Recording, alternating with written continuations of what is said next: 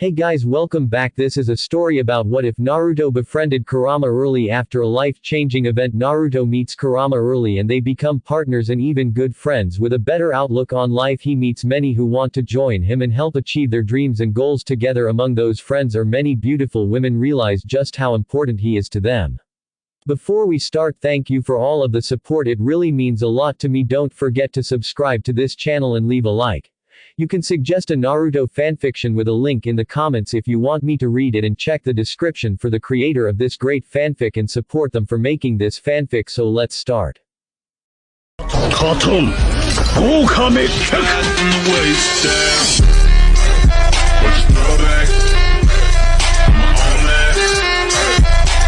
Hazel. Oi, Lemon. I have this great idea on how to end this chapter. Lemon. Oh, let me see. Hazel. Well, it's going to be great. Lemon. Hazel. Hazel.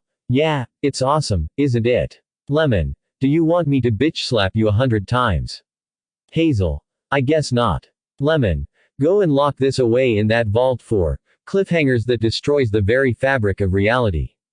I don't know why you keep coming up with ideas that would tear this channel to pieces when the listeners riot.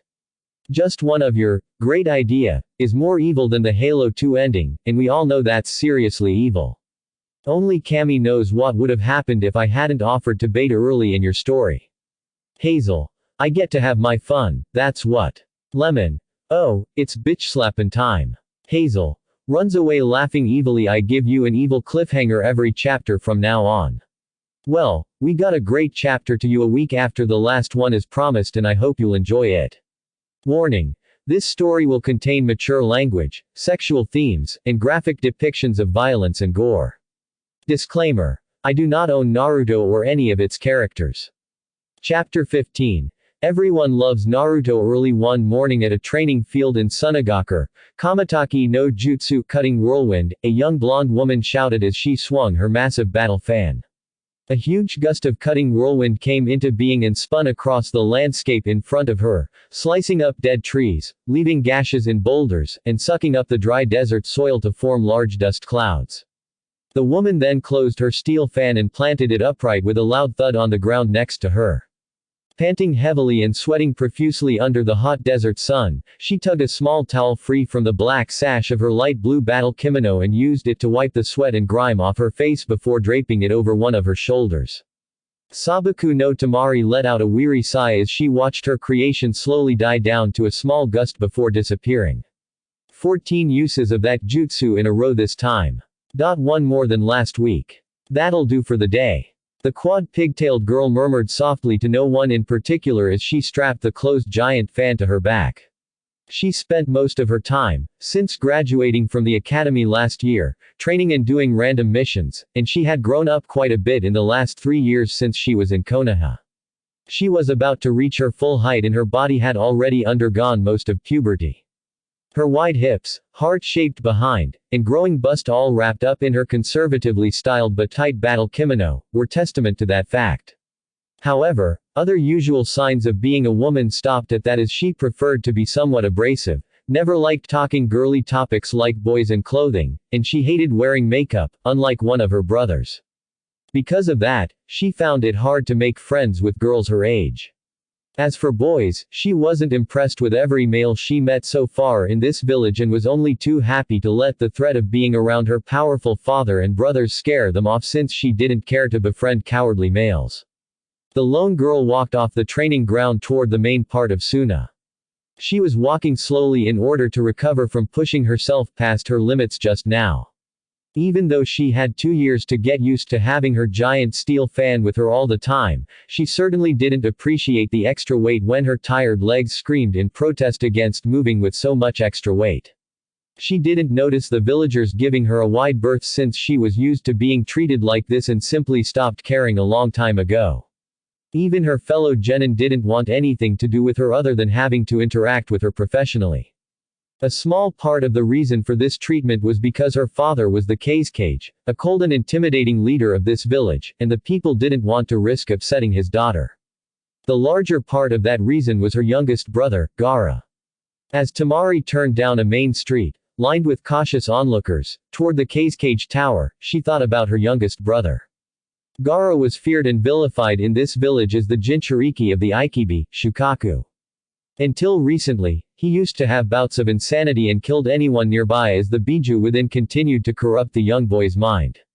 However, thanks to extensive training under their father, Gaara gained better control of Shukaku's power and, to Temari's horror, his bouts of insanity gave way to cold indifference to any life. A reason, even a meager one, was all he needed to rip apart anyone in his sight as he began to believe his sole reason to exist was to kill. Temari wondered not for the first time if it was better for him to have remained insane. At least she would have been able to tell when he was about to lose it, then take measures to avoid him before the big meltdown. Now, she had no warning if he decided to kill her. If he decided she interfered with his reason to exist in any way, that was it for her. In the next instant, her blood and insides would be squeezed out of her like toothpaste in his Sabaku Soso sand waterfall funeral. Temari suppressed her shudder at the image as she entered the Kazekage tower and made her way to her father's office. She knocked on the door and waited.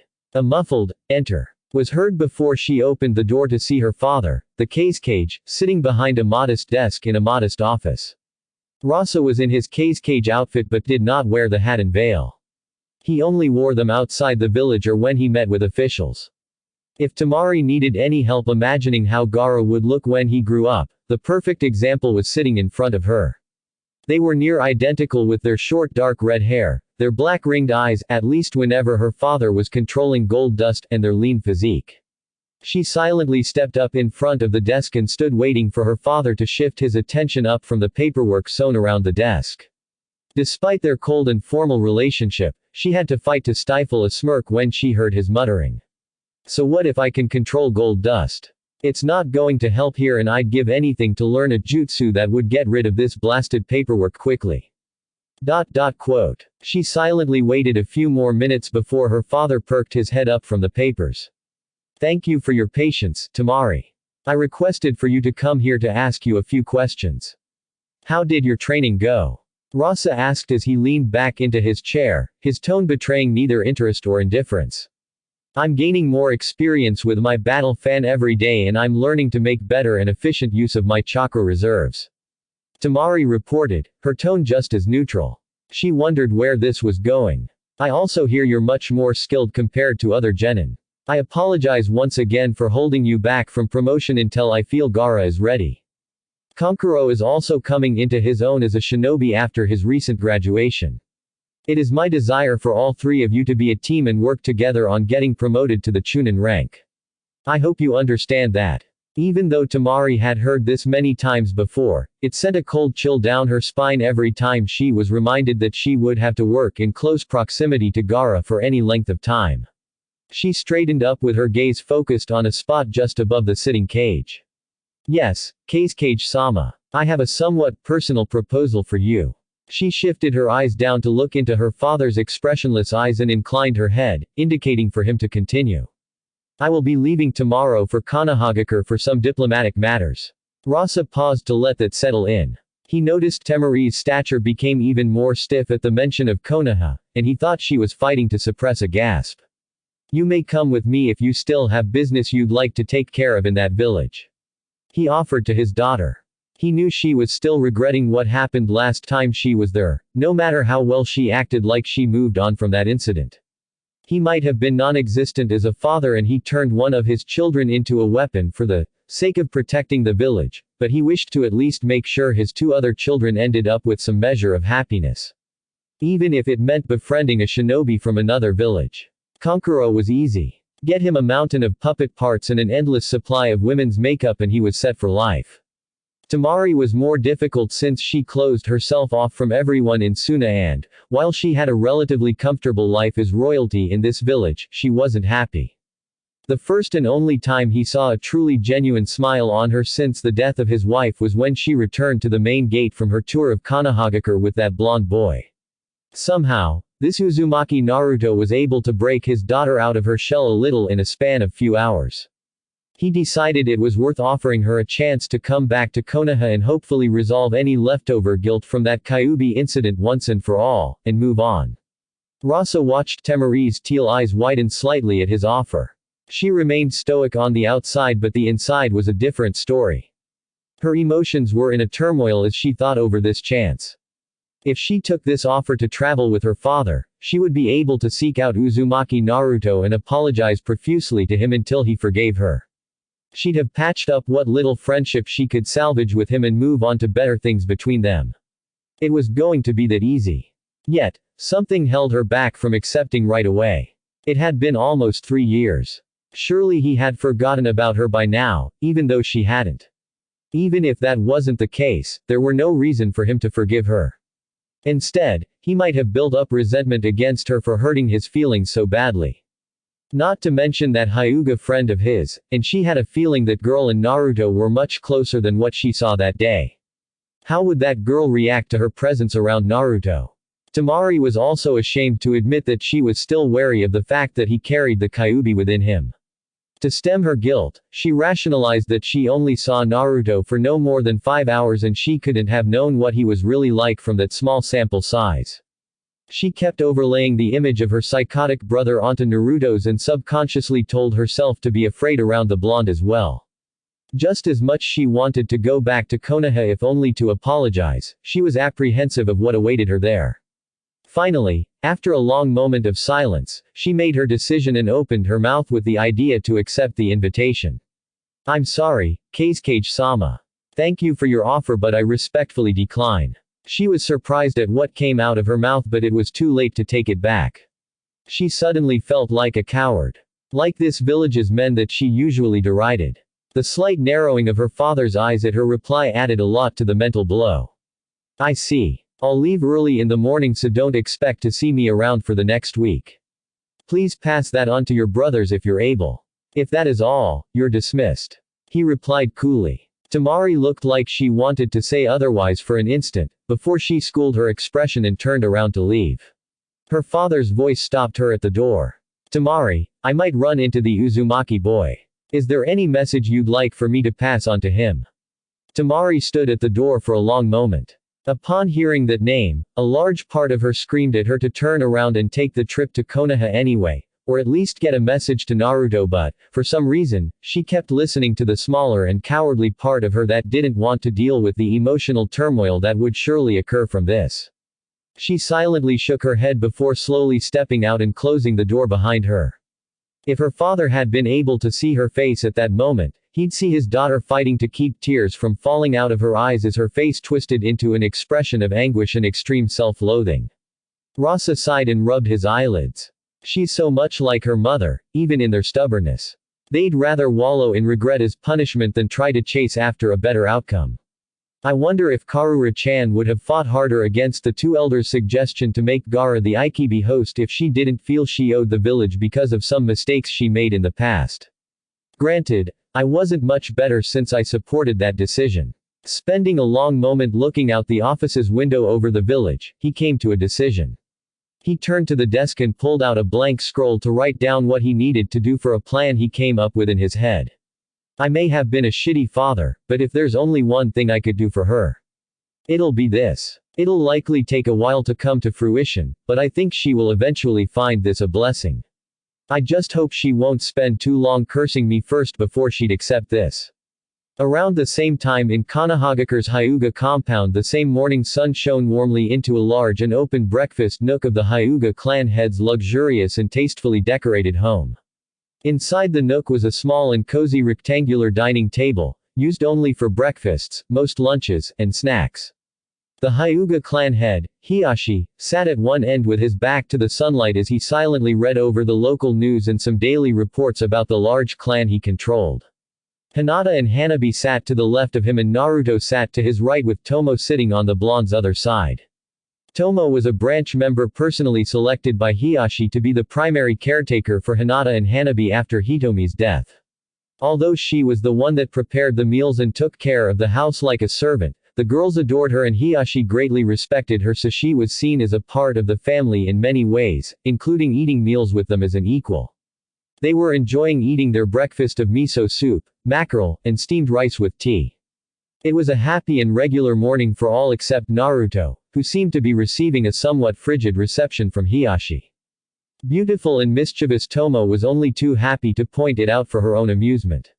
Era, it seems you have done something to earn my lord's ire once again, Naruto-sama.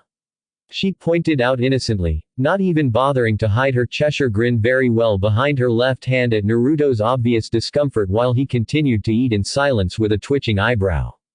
Hinata and Hanabi were doing their best to eat while fighting back their own amusement as their father continued to read over his clan's reports in silence.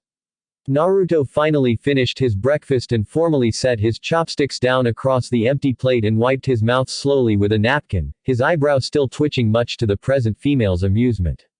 It was funnier watching their favorite blonde try to ignore everything rather than react for some reason. After carefully folding the napkin and setting it down, Naruto let out a loud sigh, catching everyone's attention. Yes, it seems like I have earned Lord Hyuga's ire and it breaks my heart, Tomo-san. However, I am unable to ascertain as to what it is I have done wrong. Therefore, I must make a deduction. I believe I can solve this in 3 questions. He spoke clearly and formally with his eyes closed and facing straight ahead, making Hinata and Hanabi almost unable to contain their snickering. Tomo had no such reservation. The only reaction out of the stone-still Hiyashi was a slight flicker of the paper in his hands. First, I would be honored if you would allow me to inquire something of you, my fair lady. Naruto began smoothly as he opened his eyes and turned to face Tomo fully. The servant blushed prettily and giggled at the compliment before nodding.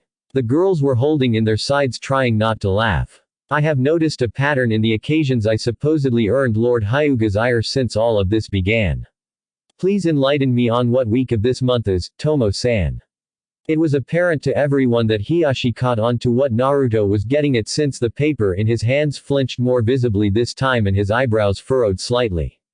I believe this is the 4th week of the month. Tomo answered airily. She knew what was getting under Hiyashi's skin, but it was fun seeing her lord squirm a little. Naruto shifted his focus to the snickering Hanabi, who stopped suddenly under his gaze and tried her best to look prim and proper, even when her lips were twitching, trying not to smile. My ever adorable Lady Hanabi, what does Lord Hyuga do on the weekend before the 4th week of each month? My good sir, on that weekend every month, father looks over the entire clan's monthly expenses report and checks for any discrepancy. Hanabi replied crisply and haughtily, hamming this up for all it was worth, though her cheeks were pink at being called adorable. Naruto's lips twitched upward for an instant before he shifted his gaze to Hinata, who now stopped raising her cinnamon bun midway to her opening mouth. My cute lady Hinata, this is my final question. What would the all-seeing Lord Hyuga find on such a report that might make him slightly less than warm toward me for a few days each month? I believe this began 6 months ago at approximately the same time as when I accidentally introduced you to the pastry you are now holding in your hands. Naruto pointed at the offending pastry dramatically, making Hinata drop it to the plate with a clatter in shock. She shrank into herself as her gaze refused to meet anyone's for the moment. She was also secretly ecstatic at being called cute. Anyo, it might be the total expense of pastries bought by this clan each month. She murmured shyly, making Hanabi and Tomo snicker while Naruto smirked. Both Hiyashi's eyebrows were now twitching continuously and the paper in his hands was shaking a little. Therefore, it is my firm belief the reason Lord Hyuga has had a slightly chilly deposition toward me for a few days at this time each month was because he saw that specific expense, which is probably shockingly high. He was then reminded of the fact that I was the one who introduced Lady Hinata to cinnamon buns. Naruto concluded with finality as if he just solved a great mystery. Hinata was now blushing and squirming as she looked down at her hands folded in her laps. Hanabi and Tomo were giggling uncontrollably. Finally, Hiyashi abruptly put the paper down on the table with a loud crinkle, ceasing all noise around the table as they all watched Hiyashi's eyebrows furrow further into a frown in a rare display of emotion for him. My eldest daughter's eating habit alone cost more than the entire clan's monthly supply of hair products. How is that possible? He finally said with disbelief clear in his voice. Everyone sat in stunned silence for a long moment until Naruto broke it with a snort of laughter. Tomo and Hanabi followed that with their loud giggles. Father. Naruto-kun. You're mean. Hinata whined adorably with a pout. After a moment of laughing and teasing between the children, Tomo clapped her hands sharply, catching everyone's attention. Now that the morning entertainment is over, it's almost time for Lady Hinata and Naruto-sama to leave for the academy. Lady Hanabi is to begin her tutoring as well, Tomo announced. The women stood to take their plates to the kitchen. Naruto was about to get up and do the same when Hiyashi's voice stopped him. Naruto-san, please remain here for a moment. Naruto complied and allowed Tomo to take his plate, and the women moved into the kitchen area chatting excitedly about the day ahead. My apologies, Naruto-san. I was never truly upset with you about my daughter's eating habits. She was bound to come across the treat sooner or later even without your part in it. Hiyashi formally spoke when the two males were alone. Naruto shook his head and waved it off. I knew that, Hiyashi-sama. You're usually hard to catch off guard, so it was fun getting to do that though. He replied with a foxy smirk. Hiyashi nodded and smiled a little. I know what you are doing for my daughters and I appreciate it. What am I doing? He tried to be clueless but quailed under Hiyashi's deadpan expression. Do you honestly expect me to believe that act? Alright. The blonde admitted with a sigh. It's only natural, I'm trying to keep the girls happy and laughing as much as I can before it's time. I do not have to check a calendar to know when it is about time for you to leave for your yearly training trip. Hiyashi commented as he watched his daughters and Tomo chatting happily while they washed their dishes on the other side of the large kitchen nook area. Naruto's blue eyes softened. Yeah, every year they always started dragging me over here for almost every single meal for a whole week leading up to the day I leave, since they want to spend every possible minute with me. He replied with a wan smile. Like the past 3 summers, they will miss you terribly this time too, Naruto-san. Hiyashi spoke softly, and Naruto nodded sadly. He finally let out a sigh after a moment's silence and slowly stood up. He then leaned down next to Hiyashi. I think I know the particular food you should avoid giving Hanabi-chan in case she might have Hinata-chan's level of addiction to it. He whispered, but he was surprised by a hand suddenly shooting up to grab his collar and pulling him in a mere inch from Hiyashi's frightfully desperate face. That knowledge must never get out, understand? We cannot risk both my daughters having such addictions. This clan will truly go under, he whispered harshly. That's why I'm whispering this to you. Naruto was trying not to show discomfort under the older man's expression of pure paranoia. I can read lips. Mouth it to me silently. Hiyashi whispered almost frantically as he repeatedly glanced in the direction of Hanabi, making sure she didn't see this interaction. Naruto rolled his eyes at the clan head's extreme caution, before shrugging and mouthed, banana pudding. Of course. Hiyashi breathed out dramatically as he gently let go of Naruto's collar and seemed to stare out blankly into the distance, linking together clues in his mind. He knew his youngest daughter liked banana and many snacks that had its flavor. She had yet to try some banana pudding, which was considered one of the most delectable banana-flavored treat around, and he would be damned if he let her eat one now. As Hiyashi was silently going over his plan to tell the clan's chefs, Tomo, and Hanabi's private tutors to not even mention this as of now forbidden snack, Naruto shrugged bemusedly and walked off to leave the clan head in his own world. Later in the afternoon at the academy, what's going on here? Haruno Sakura was screaming in her mind as she watched her friend, Yamanaka Ino, easily and mercilessly knock another female student out of the sparring ring with impressive strength and speed. She was happy to see Ino improving a lot, but she was also jealous that the gap between them was still growing wider, despite her increased training as of late. Winner by ring out, Yamanaka Ino. Please take your seat with the others. Inazuka Kiba and Aburame Shino come forward. Haruka called out as Ino giddily skipped over to Naruto and Hinata at the edge of the sparring ring on the opposite side from the pinkett. The two selected combatants stood up and made their way to the center of the ring. Sakura noticed her friend rival was so happy about something that she practically tackled and hugged both Naruto and Hinata. It clearly wasn't just about the victory just now, something else was involved as well. She noted that Naruto seemed to have reminded Ino about something and she stuck her tongue out cutely in embarrassment. The young pink-haired woman frowned in confusion as she watched Ino put up a hand seal she never saw before and whispered something. Nothing changed except that the blonde's arms seemed laden with some extra weight when they just dropped to her sides lazily. Ino obviously was complaining a little with her cheeks cutely puffed out, while Naruto shook his head in exasperation and Hinata giggled with a hand covering her lips. Before Sakura could dwell on this some more, she was distracted by the oohing and ahhing of the large crowd of students standing around the 25-meter sparring circle. She shifted her attention to the center and watched Kiba and Shino display some impressive taijutsu. That wasn't new since they usually gave Sasuke issues in their past spars. However, what was new to her was the polished and efficient way they moved around the ring, and their strikes seemed sharper and cleaner now too. It was like they spent some time practicing against superior opponents that forced them to push themselves hard and gain experience. After a few minutes of impressive sparring, it was decided Kiba was the winner when he barely managed to force Shino out of the ring when he went all out with his clan-style's four-legged stance. Sakura wondered what the hell was going on as she watched Naruto call out to the boys to remember to turn them back on, and they nodded back in his direction as they walked off the ring to make way for the next two combatants. Across the ring, Ino was watching Sakura's confused expression with half amusement and half guilt. I really hate leaving Forehead-chan in the dust like that, but as long as she doesn't want to join this group and practice with us, she might never catch up. She commented sadly as she watched Sakura analyze the previous bout, and she knew her pink-haired friend was trying to figure out why past and current data didn't compute. Naruto frowned. She specifically said she doesn't want to join the group. I'm sure we would have said yes if she asked nicely. He replied. Ino shook her head. No, she hadn't said anything about me hanging out with you guys, but it's clear she wouldn't want to, and that's because of certain blondes in the group. Oh, she doesn't like you anymore. I can see why. Naruto retorted with a straight face. An indignant Ino swatted his arm sharply and Hinata giggled from his other side. So it's just because I don't let her bully me like how she tried to make fun of me to help herself. Look good for my Sasuke-kun.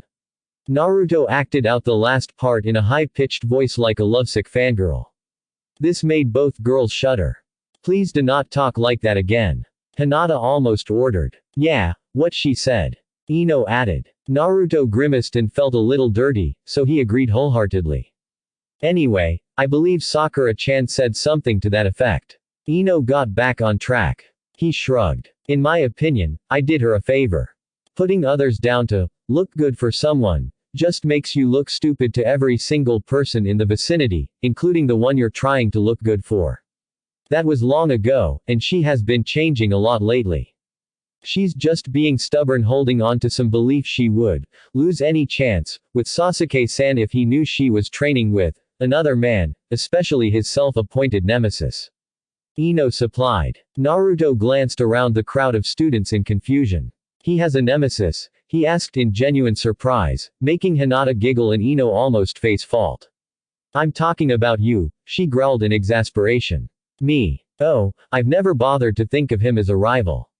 I would say my closest rival right now would be Anko-chan. She's so much stronger than me and I have a long way to catch up, but I always did my best in my spars with her. I agree with that assessment. She does make you strive to improve yourself, Naruto-kun. Hinata interjected, remembering the few times she watched them spar. Anko was brutal and efficient in destroying Naruto systematically, but she saw he was truly having fun and learning. Naruto looked over at his indigo-haired friend with some scrutiny. Ever since that night when he honestly answered her question about Anko, she seemed to have changed some of her attitude toward the young Junin. There was none of the slight wariness he felt from her whenever Anko's name was mentioned, and she seemed to be totally secure with the fact that purple-haired woman was friends with him now. It was odd answering that question, and then she just had this satisfied smile on her face while we finished walking the rest of the way back that night. I can't help you with that. Not even I, a female, could fully understand a different female's thought process in some regards. Kurama added in from the mindscape. I'd be shocked if you did understand. You're like the biggest tomboy I've ever met, literally and figuratively. You're more one of the guys than a girly girl. You think you can say that and get off easy, you puny little shit. Get your ass in here so I can shove a bijudama up it. The fox growled. Your Honor, I present Exhibit A. Naruto chuckled inwardly as he tuned out more of the fox's rant. He was going to get it later tonight, but it was worth it riling his old friend up once in a while.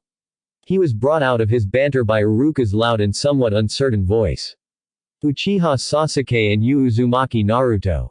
A cheer went up around the assembled students as Naruto jerked his head up in surprise. He hadn't been called on to spar with Sasuke in a long while and it didn't look like Iruka planned this. After a quick good luck from the two girls, he hopped over to his sensei.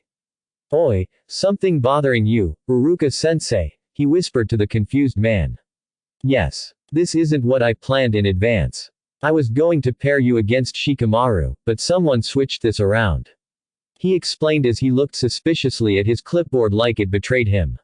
Naruto's gaze was on Sasuke throughout Iruka's statement, and he narrowed his eyes when he noticed the Uchiha nod imperceptibly with a smirk in the direction of an equally smirking Mizuki.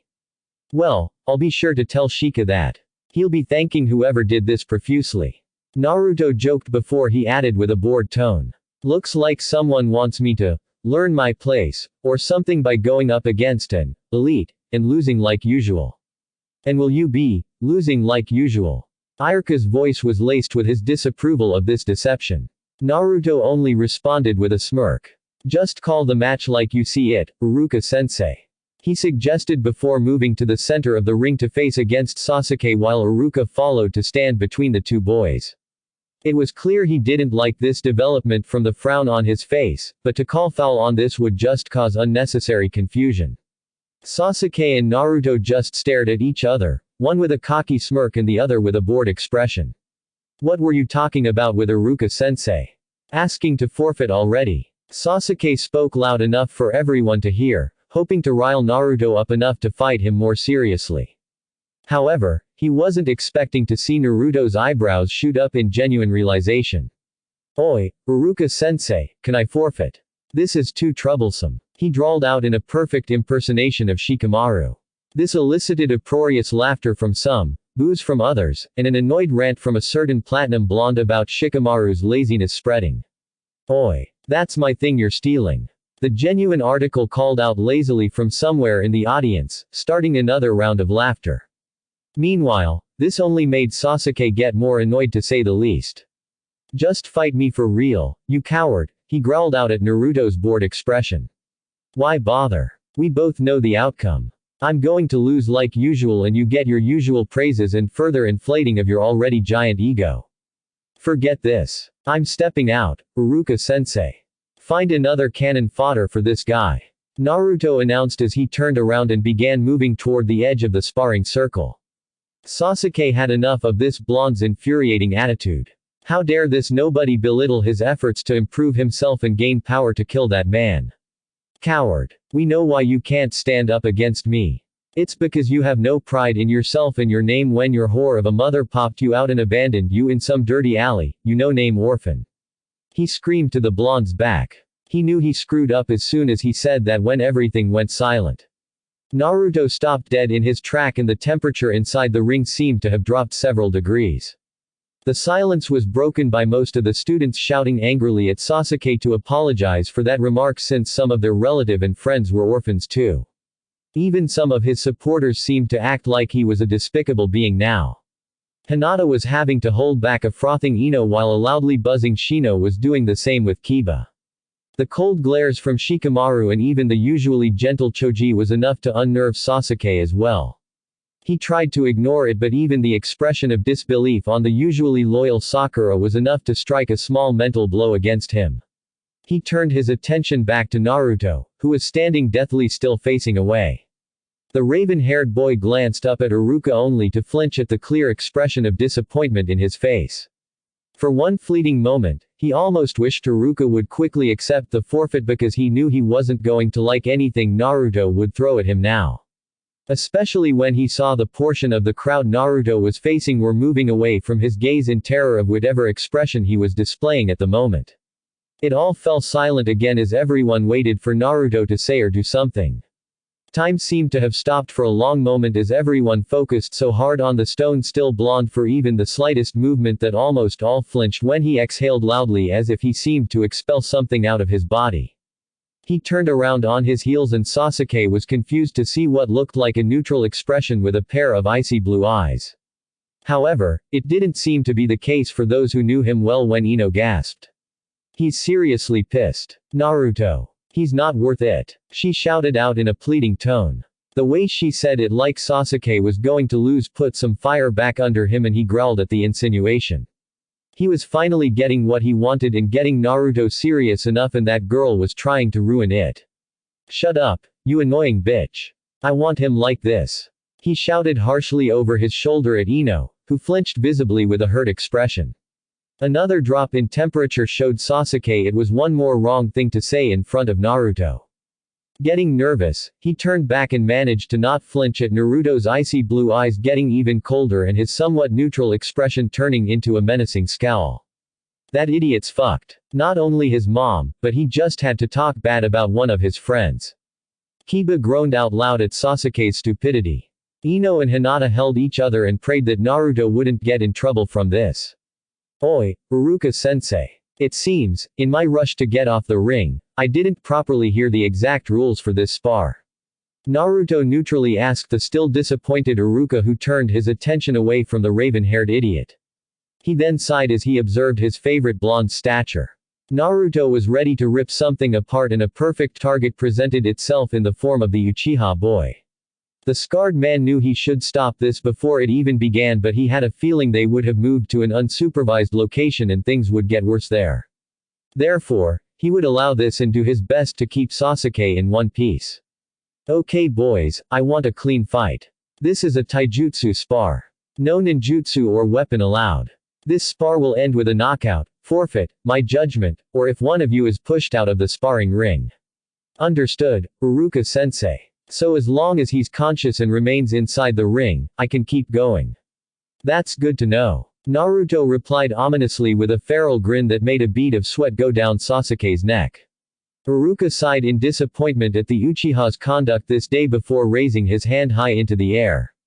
Begin, he shouted before jumping back. Surprisingly, Naruto didn't immediately go into full attack mode. He just began walking silently and calmly toward Sasuke, his icy glare still locked on the doomed Uchiha. It was actually more unnerving this way to most people watching this spar unfolding. Oi, did you see Naruto adjust his seal just before he turned back to Sasuke-san? Shikamaru cut in as he and Choji stepped in between the unaware Ino and Hinata, making them jump slightly and Ino swatted his head lightly. Shika. Don't scare us like that. Did you say he adjusted his seal? Hinata asked nervously. Oh damn, he turned it off. That moron is in even worse trouble. Kiba's voice cut in as he and Shino joined the rest. No, he didn't. I read his lips. He said, 3, not, Kai, or even, 1. Choji reported for all. He also wasn't holding any bag of chips, showing how serious he was about this situation. So the reason he's walking calmly despite his expression looking like he would rip that idiot apart at any moment is because he slowed himself down that much. Ino was the one to say what everyone was thinking. It looks like it. Naruto-kun is still giving Sasuke-san a shot despite his displeasure with what was said. Hinata remarked as she watched Naruto with hope that this wouldn't go too far after all. Just to be safe, she activated her Byakugan to make sure there was nothing funny from Sasuke. Troublesome, as long as he's smart enough to take advantage of that handicap like a shinobi should, and not rush straight in, he'd win easily. Shikamaru commented. As if to prove him otherwise, Sasuke had enough of being glared at by Naruto and snapped when he dashed in at full speed, with his right fist drawn back in a frontal assault. And what if he did just that? Shino cut in crisply as Shikamaru let out a long sigh. Then, to copy Kiba from earlier, the idiot's fucked. Sasuke was speeding toward the slowly moving Naruto with his fist drawn back. He knew he was telegraphing this punch but it was a feint anyway. As he neared the blonde, he withdrew his right fist and quickly transitioned into a left roundhouse kick without missing a beat. Naruto didn't look surprised at all as he calmly watched all of this happen while moving his right forearm up to block it easily. Before Sasuke could do more, a powerful impact spearing into his stomach nearly made him retch as he was blown back by the blonde's countering left fist. Sasuke's feet skidded to a stop a few meters back as he glared sharply up at the blonde, who slowly moved his arms back to a basic ready stance. His eyes were still icy, but his scowl from before had now changed into a cruel smirk, further infuriating the Uchiha. He growled sharply just before disappearing into a blur of speed, at least to most of the gathered crowd's eyes. A few pairs of eyes, one of them belonging to Naruto, easily followed his movements.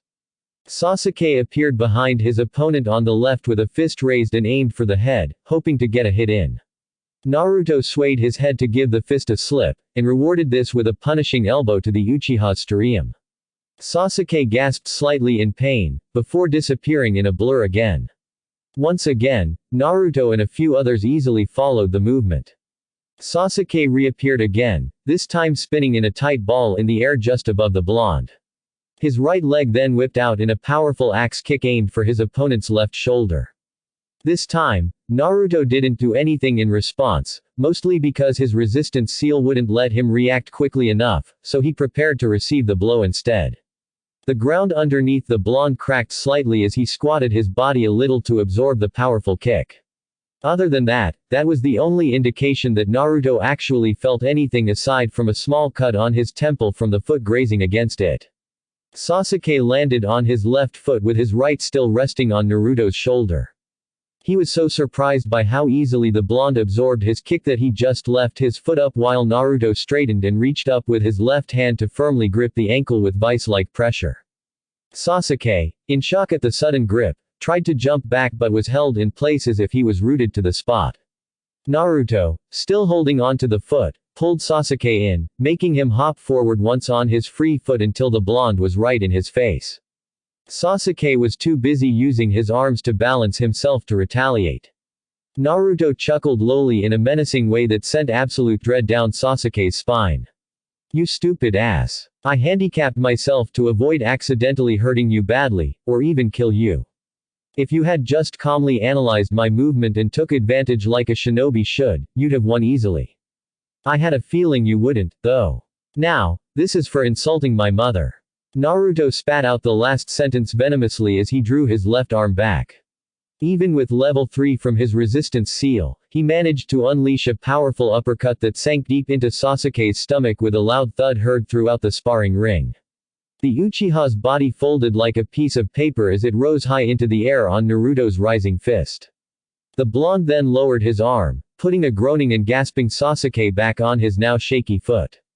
He let out a pained retch as he wobbled around, almost unable to keep standing while he was still had his other foot gripped in Naruto's right hand.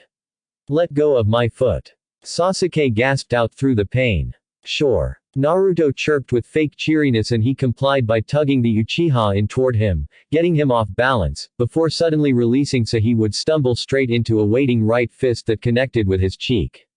The audience oohed at how Sasuke's face contorted grotesquely around Naruto's fist and the loud crack that resulted. The raven-haired boy was sent flying to the other side of the ring. "And that was for calling Ino-chan a bitch," Naruto roared. In the crowd, Ino covered her face with her hands as if to hide her embarrassment, but she was hiding a brilliant smile instead. A grinning Hinata wasn't fooled as she gently elbowed Ino in her ribs, making her squeal and jump slightly. Naruto, now adopting an indifferent expression with his hands in his pockets, began walking slowly toward the dazed Sasuke who was still struggling to even get on all fours. He shook off his daze and his vision cleared enough to notice he was only a foot away from the sparring ring's boundary. A traitorous thought occurred to him. He would lose by deliberately stepping out, but it'd get him away from those painful strikes. The person who doled out the punishment seemed to have read his mind. "Go on. I don't care about this anymore, but I will continue if you decide otherwise." Naruto's calm voice cut into Sasuke's thoughts as he stopped and stood above the struggling Uchiha. Any thought of stepping out left the raven-haired boy immediately and his hands clenched at the dirt with this humiliation. Using everything he had, he shot up to his feet quickly, hoping to surprise Naruto as he lashed out with a right hook at the blonde's face. The blonde just swayed his head enough to let the right slip by harmlessly, and Sasuke overextended until his face was inches from his opponent's now. "Your choice," Naruto intoned lazily before Sasuke's world exploded in nothing but agony as he got a crushing headbutt to his now broken nose. He cried out as he clutched at his bloodied face and stumbled backward a little, his feet just inches from the ring's boundary. Meanwhile, Naruto slowly drew his right leg up with the knee touching his chest, as if to cock it, and shot it outward with full force. His foot smashed into Sasuke's chest hard and loud, likely fracturing a few ribs in the process. Everyone watched the elite Uchiha fly out of the ring like a low-flying missile for a good 10 meters before he landed harshly and tumbled to a stop. Throughout this entire exchange, Naruto never bothered taking either of his hands out of their pockets. After slowly lowering his fully extended leg to the ground, he glanced over his shoulder at a stunned Iruka as if to remind him of something. The scarred sensei shook out of his daze and sighed in relief that the blonde didn't do too much to the Uchiha boy. Winner by ring out, Uzumaki Naruto. That was enough to send all the crowd into an uproar. Most of them cheered Naruto for teaching the Uchiha a lesson. After Sasuke's awful words earlier, not many of his remaining supporters wanted to speak out in his defense at the moment. Sakura was strangely silent as she seemed to be contemplating something, not even giving the laid-out Uchiha a glance. Naruto nodded his thanks to the crowd as he began walking back to Hinata and the others. I won't stand for this humiliation. I have to get stronger to kill that man and you will not stand in my way, an insane voice roared out from behind him. Naruto turned his head around nonchalantly to see Sasuke struggling to his feet. Naruto-kun. He's gathering chakra in his lungs. It looks to be fire-natured. Hinata's voice called out warningly. The blonde widened his eyes in alarm. If Sasuke aimed a jutsu in his direction and he dodged it, it would hit those behind him, including his friends. He quickly turned around and already began running back toward the Uchiha. Sasuke, with an insane expression on his face now, was bringing his hands up to slowly form seals and his cheeks began to balloon, a clear sign of a Kaiden jutsu. Naruto was still running toward Sasuke, momentarily encumbered by his resistance seal before he brought his hands up into the special seal. We'll need to get in close to stop whatever he was trying, so be careful. Please try not to kill him as well. We don't need the hassle from the fallout that would follow. Kurama advised from inside, genuine concern in her tone. He's trying to use a lethal jutsu on me. You're asking a lot of me to not kill him right now, but fine. No guarantee I won't permanently cripple him though. Naruto thought as he quickly released his seal with a shout of, Kai, and his body instantly felt featherlight. He didn't take the time to enjoy the sensation as he dashed forward in a burst of speed that only the Chunin Iruka and Mizuki followed. Sasuke was putting together a horse seal, the second to last in the seal sequence for his Gokaku Jutsu when he was shocked by Naruto suddenly appearing in his face. That shock turned to agony when the blonde quickly reached out with his left hand and trapped Sasuke's interlocked fingers with a grip hard enough that crackling bones were heard. Naruto's right hand then shot out to grab Sasuke's jaw in a vice-like grip and harshly forced his head up to face skyward. At that point, the pain of his fingers being crushed together was enough to make Sasuke scream, expelling all of the fire chakra he built up inside prematurely. He released it in an harmless explosion of flame up into the air. At least harmless to the bystanders, as Sasuke didn't get away from the premature release scot-free with his slightly charred tongue and lips. He sank to his knees, his head still locked skyward due to his jaw still being gripped by Naruto and his entire body was in total agony now. He feebly shifted his gaze from the blue sky down into Naruto's ice blue eyes, and the blonde looked murderous. First, you insult my mother and my friends. I was willing to let that slide when I got a few good licks in against you. However, this is too much. If you had gotten that fire jutsu off and I dodged it, it would have hit people behind me instead. You willingly put them in danger for your wounded pride, he growled out menacingly as he drew his left arm back, his hand shaped like a spearhead. Meanwhile, the stunned crowd around the two felt some pressure build in the air and it made them uncomfortable. Iruka widened his eyes, before he glanced over at Mizuki and was relieved his assistant didn't seem to have noticed it yet. Though, if the pressure got any higher and denser, it would feel familiar to anyone who lived through the Kyuubi attack all those years ago. He hoped Naruto kept calm enough to not let his control slip further, or he would get into trouble. The boy couldn't afford rumors spreading that he was letting the Kyuubi take over or something ridiculous like that. Right now, all the two instructors could do was dash toward the two boys as fast as they could, but they weren't going to reach them in time. I'm going to make sure you don't ever get to be a shinobi right now. Naruto declared coldly as his grip on Sasuke's jaw tightened and his raised left hand seemed to grow sharpened fingernails. Feeling the full brunt of the pressure pressing down on him and seeing the deadly-looking spear hand Naruto was aiming at him, Sasuke squeezed his eyes shut as he awaited his execution. A loud whoosh of a large body slipping through the air followed by a heavy thud of feet landing nearby gave him slight hope. The pressure lifting instantly and loud exclamations from the crowd around him raised his spirit enough to open one eye slightly. He was surprised to see a tall and broad-shouldered white-haired man, wearing an outfit that looked like a mixture of shinobi and kabuki styles, standing nonchalantly next to Naruto with his large right hand wrapped firmly around Naruto's trembling left forearm, stopped inches from its intended target. Naruto didn't give the man any notice as he stared coldly at Sasuke, refusing to release his jaw. Oi! Let the punk go. He doesn't know what he's doing. The white-haired man gently ordered of the blonde, though he made his displeasure with Sasuke known by aiming his sharp glare at him. He had heard the boy's words earlier after all. He's not going to learn and he'll do something like this again. He also called Mom a whore. Naruto shot back coldly, his icy blue eyes still boring into Sasuke's onyx orbs. The battered Uchiha got the feeling they were arguing over if it was okay to put down a rowdy dog or not rather than discussing taking a human life, and that made him feel even more humiliated. If you go any further than this after the official end of this spar, it would be assault by law. You're still a civilian and you can be tried by the civilian court with no interference from Sarutobi-sensei. This little shit's not worth going to jail for anything. You wouldn't want your friends to be unhappy without you around, would you? The older man said, his tone going from gentle to cold. That hit Naruto right where it hurt when he finally turned his head to the tall man with a scowl. That's a low blow, Jiraiya-sama. The polite title seemed to hit the toad sage where it hurt too and he let out a sigh. I know. Now drop the damn kid and let him get treatment. Naruto finally complied and let Sasuke go, who was now completely gobsmacked that the man standing there was one of the legendary Sannin and he was carrying on a conversation with the blonde as if they were old buddies. At that moment, the tall man let go of Naruto's forearm and turned to the stunned crowd. Oi! One of you instructors who were totally useless during that entire incident should at least do something about the Uchiha boy. Jiraiya barked out sharply. It finally jolted Mizuki into action as he gently collected the shell-shocked Sasuke and led him into the academy building toward the medic's office. With Sasuke out of sight, Iruka stepped up to the pair and bowed formally to Jiraiya. We're so sorry that someone as esteemed as you had to step in to stop a schoolyard brawl. Forgive our uselessness. It all happened so fast we barely reacted, Jiraiya-sama. Nothing to be done about that now, and it didn't go any further. I'm glad I decided to stop by here to see how the new generation was doing.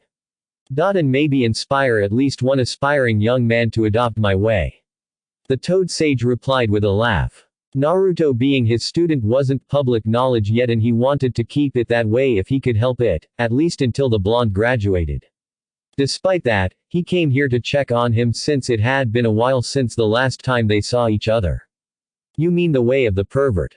Naruto retorted with a grin, already forgetting about what just happened with Sasuke. He was happy to see his godfather again after so long, after all. Naruto. You should treat Jiraiya-sama with respect. He's one of the legendary Sannin. Iruka leaned in and whispered fervently to his student. Naruto just held his hand up to stop his sensei from talking more. Wait for it, he said mysteriously just as Jiraiya laughed boisterously and brought his hands up in front of him. Iruka suddenly had a bad feeling. No. The way of the super pervert, he declared loudly for all assembled, his fingers wiggling perversely.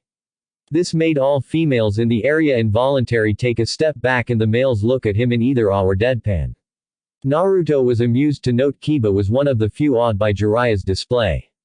Iruka sweet-dropped. How did you know Jiraiya-sama was going to do that? Send everyone but my friends away and I'll explain. It's time I revealed something to you guys. Naruto spoke as his eyes seemed to show he had decided on something at that moment. I need to have a quick chat with Ero Sennin beforehand though. He called out as he walked over to the still laughing Jiraiya, leaving behind a confused sensei to do what Naruto asked. Oi, Ero Sennin, the blonde called out loudly, making Jiraiya face fall to the crowd's laughter.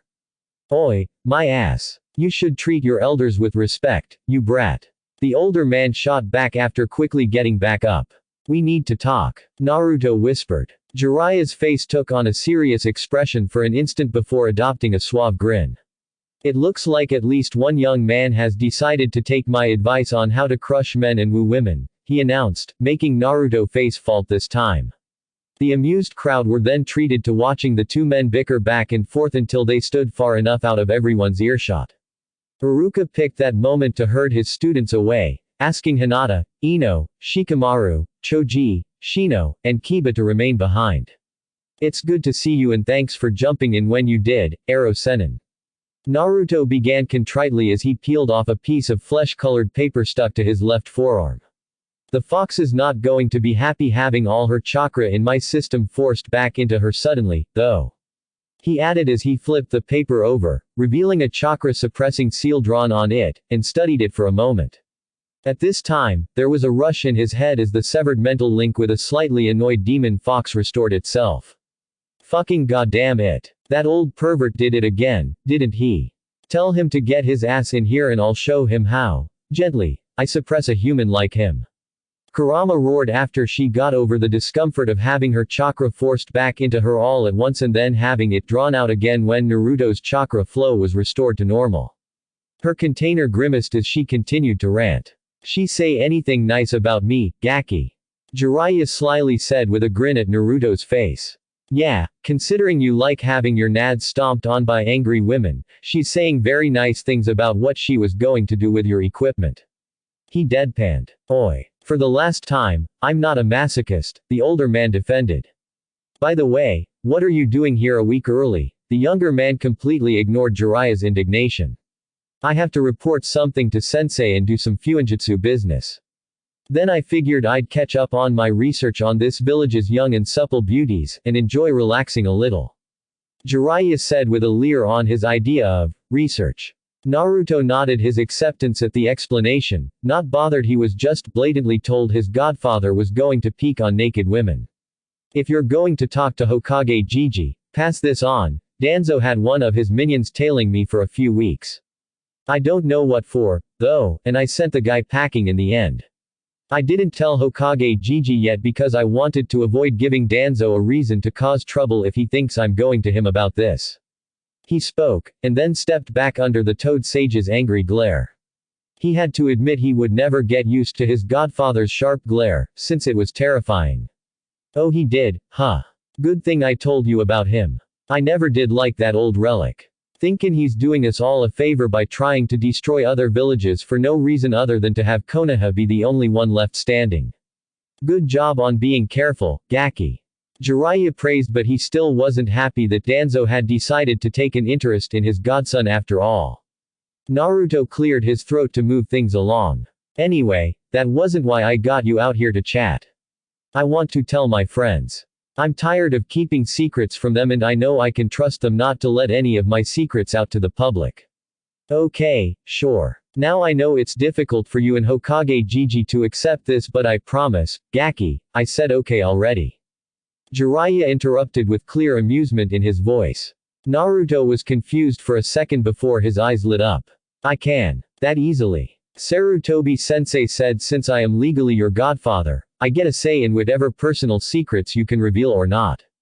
It's not all up to him anymore, even the one about the Kyuubi. Of course he strongly recommended any of this was to be kept discreet for your safety in this villages. He was about to say more when he was tackled by Naruto around his waist in a hug. Thank you, Jiraiya. You have no idea how relieved I am about this. Naruto calling Jiraiya by just his name made the older man warm and fuzzy on the inside, but he wasn't about to admit that to anyone. Oi, get off before it gets too sappy. He grumbled good-naturedly before they broke apart and walked back to Naruto's assembled friends and Iruka. Everyone. I want to introduce you guys to one of my sensei, Jiraiya of the legendary Sannin, also known as the Super Pervert. Jiraiya posed comically at the introduction to some laughter. His friends weren't surprised since he told them about Jiraiya earlier. However, Iruka was stunned beyond belief. He now understood why Naruto was so strong. The blonde checked the surroundings to ensure no eavesdroppers were around and cleared his throat. Also, he's my godfather appointed by my parents. Yes, I do know who they were, and have known for a while. He added nonchalantly. Despite that, this was an absolute shock to everyone. Not even Hinata knew this yet. After a long moment of everyone mulling over this new information, Shino, of all people, tersely cut into the silence. Everyone were surprised at the normally quiet and stoic boy's directness. If he was appointed as your godfather by your parents, then did that mean they were close to him? They were like my son and daughter. Jiraiya replied sadly in fond remembrance. This only made Shino even more unsettled, as evidenced by a low buzz emitting from the hive of bugs inside his body. Excuse me for a moment, please, he said abruptly before walking away to a nearby batch of trees. Everyone stood in confused silence as they stared at him disappearing behind a tree. Silence reigned for a minute before it was broken by a high-pitched scream that made everyone flinch. Dear Kami, it's him. He really does exist. Dead silence followed the outburst for a long moment as everyone stared at the tree in shock when Shino reappeared from behind it, looking as stoic as before, and walked back to the bemused group. He then cleared his throat while his bugs were still buzzing lowly, apparently indicating his inner turmoil. Father spoke of how close Jiraiya-sama was to one blonde-haired young man, who was his student, as well as a young woman who would be the student's eventual wife. I believe I may have figured out who Naruto-san's parents were, and I am at a complete loss about why I didn't automatically link the woman's last name to Naruto-san's until now. He and Jiraiya-sama apparently agree with what I just said if their expressions were to indicate anything. The sober expressions on Naruto's and Jiraiya's faces confirmed Shino's words. Who were they? Kiba solemnly asked, totally opposite from his usually loud and impatient tone. Choji and Shikamaru seemed to be coming to a conclusion in their minds and their eyes widened. Ino and Hinata held their hands up to their mouth, anxiously awaiting the revelation. Haruka's dark irises shrank to tiny dots as he realized the connection, remembering a flash of long and beautiful red hair from when he was a kid. I was told the woman was Uzumaki Kushina, a famous kunoichi that was also known as red-hot-blooded habanero, for her terrifying skills with fuinjutsu, a special brand of jutsu called chakra chains, and her temper. The man, Shino paused at this point and took in a deep breath. The man was Namikaze Minato. As an apprentice of Jiraiya-sama, he became so powerful he would go on to almost single-handedly win the Third Great Shinobi War against Iwa and became a beloved hero to all of Konohagakure. After the war, he was known internationally as the Yellow Flash, and succeeded the Sandaime as the Yondaime Hokage. At this point, thuds were heard as all but Jiraiya, Naruto, and Shino, who was buzzing loudly and barely standing, fell over in dead faint. Naruto palmed his face and let out a deep sigh while Jiraiya scratched his chin for a moment, not at all concerned about the unconscious bodies. Now that I see it, you're an Aburame, and if I'm correct from your physical traits, your father was Shibi-san. Shino could only nod once, not able to speak for now. I remember now. Minato always mentioned he came to your father for advice, and considered him a good friend. Advice. Good friend. That was too much for Shino. He fell backward and joined the others in a dead faint as well. Somehow, he did it stoically with a rigid posture and his hands still in his coat's pockets. Naruto glared at a sheepish Jiraiya with an accusing expression. Were you trying to make sure all of them fainted, Ero Sennin? I was just saying. The Aburame clan, for all their logic, always held a special place in their hearts for Minato. He never once looked at any of them as if they were freaks for using bugs and always worked closely with them. He was a big part of why many of this boy's clan are now included in tracking and hunting squads. Before then, they were viewed as very specialized, only known publicly for destroying Suna's puppets' core in the Second Great War, since most of them just enlisted in the Anbu and slipped into obscurity for the rest of their lives. Minato brought the clan more into the spotlight and let people see what else they could do, and they were all much better for it. Naruto smiled proudly at yet another great deed done by his father. He glanced over at his unconscious friends and chuckled softly. Wait till they hear about the fox. He muttered with a slightly worried grin. Jiraiya grinned and put a hand on his godson's head. It'll be okay, he assured sincerely. At the same time, in the academy's medic office, there you go. You're a little banged up, but you should be good as new after a couple days as long as you take it easy. A silver-haired part-time medic said cheerfully as he patted a hand on Sasuke's knee. Sasuke, who was half covered in bandages, just glared at him and only grunted as he slid off the medical table. He limped out without even a word of thanks. That arrogant ass. The cheerful medic's tone instantly turned dark. Mizuki, who was leaning against the wall by the office's door, shrugged as he closed it to talk privately. Oi, give him a break, Kabuto. He just got a thorough thrashing from the demon brat. I don't know why everyone won't see that brat's sudden increase in skills is a sign the Kyuubi's forcing itself out finally. He said this as if it was nothing but the truth. Because you're a moron. Kabuto muttered quietly under his breath as he turned back to his desk and wrote down his observations of the Uchiha specimen on a separate and secret file to forward to his master. He smirked in satisfaction as he finished writing. He knew his master would be very pleased with the fact Sasuke was easily susceptible to anger and thirst for power now. A perfect candidate for his master's new version of the cursed seal. So did you hear anything new about any of the students here over the past week? Kabuto finally inquired of the nearly useless henchman standing behind as he continued to do his work at the desk. Nothing different except for one thing. I overheard some people talking about how that demon brat usually leaves the village for somewhere far away every summer. Good riddance, I say. 3 months without him around each year is better than nothing. The blue-haired man spat out hatefully. I find it hard to believe they would let a Jinchuriki leave the village that long for any reason. Please tell me you at least know the reason. Kabuto muttered, already knowing Mizuki wasn't competent enough to dig up more information. No clue. It's hard enough talking about the demon brat in any way in this building without that old man breathing down our necks. He said with a shrug. The silver-haired man expelled a suffering sigh. We're done here. I have more work to do, so get out. He spoke dismissively, not even bothering to care about the small scowl on Mizuki's face as the idiot stepped out of the office. Soon back with Naruto and friends, Naruto shifted nervously under the silent and incredulous stares of his friends just after he had finished revealing his role as the Kyuubi's container. Only two weren't surprised, and they were Hinata and Iruka, since they already knew. Though they were still reeling from the revelation of Naruto's parentage earlier. Ano's voice was the one to break the silence. Is it really true? Was that why most of the civilians seemed to hate you? Naruto sighed and nodded silently, awaiting his longtime friend's reactions.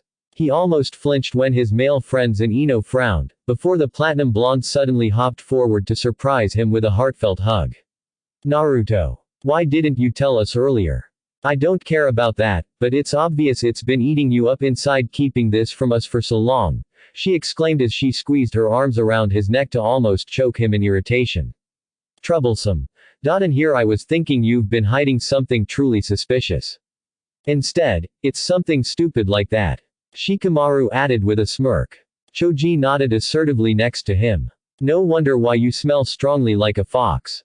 Kiba teased. I understand what it is like when people blindly fear what they do not comprehend, due to my clan keeping hives in their bodies. Rest assured this will not change my view of you, Naruto-san. Shino commented stoically. Naruto could only respond with a warm smile as his friends began to bombard him with questions. Hinata and Iruka were standing back with happy grins, glad that this revelation went well.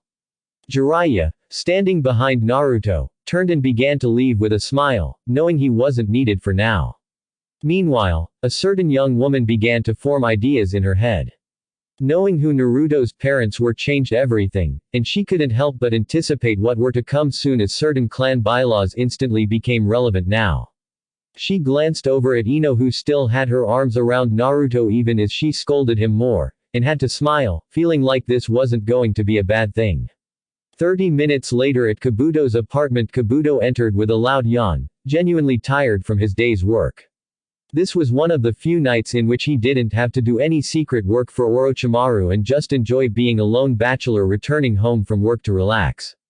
However, that thought was ruined when he scowled upon feeling a presence in his apartment. Have you forgotten I have bad history with that bastard? I'm already itching to rip your body apart this very minute, so hurry up and deliver your message before I send you back to your master in pieces. Kabuto called out with a homicidal expression forming and his hands twitching at his sides. The studio apartment was dark and somewhat sparse, with a bed in one corner, a small kitchen and table in another, and an exercise area in the last one. A black-clad hand popped out of a shadow near the kitchen table to put a small scroll on it before it retreated. Almost immediately after that, the presence disappeared from the apartment completely and Kabuto frowned at this sudden development. Root rarely contacted him directly and it was only done if they wanted to get something to Orochimaru quickly. Walking over to the table and picking up the scroll, he carefully checked it for any possible trap before finally opening it. What he read on the scroll made his eyes go wider with each passing line. He smirked evilly at the end as he closed the scroll with a snap. How convenient that the information I wanted would just drop into my hands like this. Orochimaru-sama is going to want to know about this immediately. It's too bad this Uzumaki brat is for the other side. Being someone who got under Danzo's skin this easily, I would have gotten along well with him. Hokage's office at around the same time. Yo, Sarutobi-sensei. Jiraiya called out as he climbed into the office through an open window. Hiruzen Sarutobi looked up from paperwork on his desk and smiled. Jiraiya-kun. It's so good to see you again after last year. I hear you managed to stop a little schoolyard scuffle on the way here. The third greeted as he leaned back into his chair. Jiraiya snorted loudly as he leaned against a wall next to the desk. A scuffle. Gaki was ready to cripple or kill the Uchiha spawn for real. I was going to let him after hearing that shitstain call his mother a whore. Seeing that he was willing to put others at risk with his jutsu only added more to that, but then I remembered those pesky little laws. Jiraiya grumbled. Hiruzen frowned at the Uchiha's poor choice of words and actions today. I'll be reviewing the incident, then I will hand out some punishment to Sasuke-san and dock pay from Mizuki-san for changing up the pairings without permission. Doubt that'll really teach them. Anyway, I'm not here for that. I came across some information I think you need to know. Jiraiya's face turned grave. Hiruzen waved his hand dismissively, and his Anbu guards moved out of the office before he activated a seal on the desk for privacy between him and Jiraiya, who grinned and spoke. Before we begin on that, I thought I should tell you I allowed Gaki to tell his friends and Yumino-san his secrets. I see. Thank you for telling me. You were a lot more nervous the last time we talked on this topic. Now you're strangely calm, sensei. Jiraiya observed with a raised eyebrow. The old man let out a sigh as he steepled his hands on the desk. I've had some time to think about this. With Naruto-kun getting strong so fast, he'll be Chunin before we know it and I'll be required by his parents will to pass their possessions onto that young man. At that point, the cat'll be out of the bag anyway. The only real worry from all of this is Iwa's reaction. However, we're now back to full strength military-wise and we would be able to stand up to any nation now. Plus, the mental blow of an offspring of the Yellow Flash having had time to grow up and come into his own as a powerful shinobi will be almost too much for Iwa's morale from the very onset. Onoki-san's a famous fence-sitter for a reason. If he doesn't feel the situation to be in his favor, he usually wouldn't do anything no matter how much his entire village calls for Naruto-kun's head. As long Naruto-kun's friends keep it quiet and this doesn't spread like wildfire, he should be okay until he's good and ready for the world to throw anything at him in a few years. You make good points, sensei. When all of this comes out, you want to make a bet that Gaki won't blow his top when we tell him he'll be allowed and strongly encouraged to take on multiple wives since he needs to pass on the Uzumaki traits and restore his clan. Jiraiya replied with an evil grin. Hiruzen chuckled. No, I know a fool's bet when I see one. The two men smiled before they sighed. How did Naruto-kun's friends take it? The third queried. They were upset that Gaki was being hated for something so stupid. Indeed. There are times when I felt the younger people are smarter than the older and more experienced people. Hiruzen said sagely with a proud smile for the maturity of Naruto and his friends. A moment of silence descended on the office. The Toad Sage then sighed loudly before he became all business. Moving on to more serious matters. I came across some worrying information in Land of Earth about a powerful mercenary group taking up some nasty missions for the Tsukuyomi, and they were completing them easily at an alarming rate. Jiraiya's expression became grim. Sounds like any other top-rate mercenary group.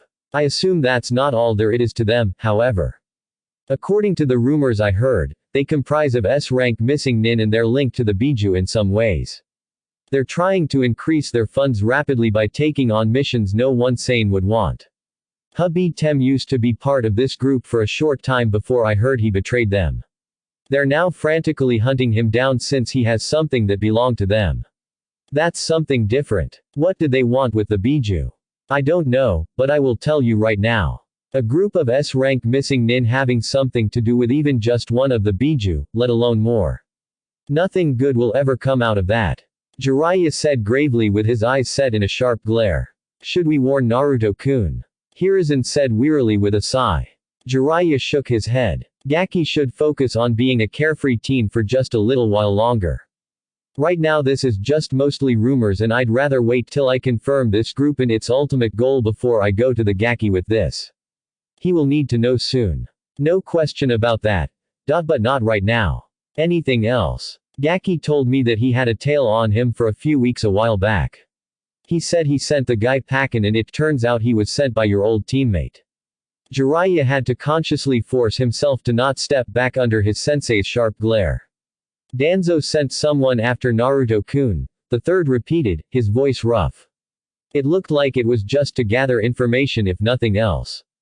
Gaki said he didn't want to tell you directly and risk any unpredictable reaction from Danzo. That's why he hasn't been by lately. The third concluded, his expression showing he did not like Danzo interfering with Naruto's regular visits to his office. They usually brightened his days. He let out a sigh and stood up to walk over to a file cabinet. We'll worry about that soon enough. For now, I have to read this report and then go to an emergency shinobi council meeting later this evening to discuss a mission that went wrong. You're welcome to come along as a stand-in guard if you'd like to listen in. Perhaps you might have heard something from one of your spies. Hiruzen offered as he began to gather some folders and a small rectangular object into his hands. Jiraiya was an old-school shinobi, but he recognized that object as a mission recorder that seamlessly attached to any shinobi's radio unit. It was a new technology that came to Konoha only a while ago. It also was so expensive only commanders carried them, and only on dangerous missions. It was the best option that way since all radio communication in a squad was routed through the commander's unit anyway. The device then would record up to the last hour of radio chatter. It was useful for investigators dealing with incidents on missions, and when they were lucky enough to recover the recorder one way or another after failed missions resulting in total loss of life. Must have been a major incident on this particular mission to call the council together. Is it someone I know? Jiraiya frowned upon seeing his sensei's grave expression.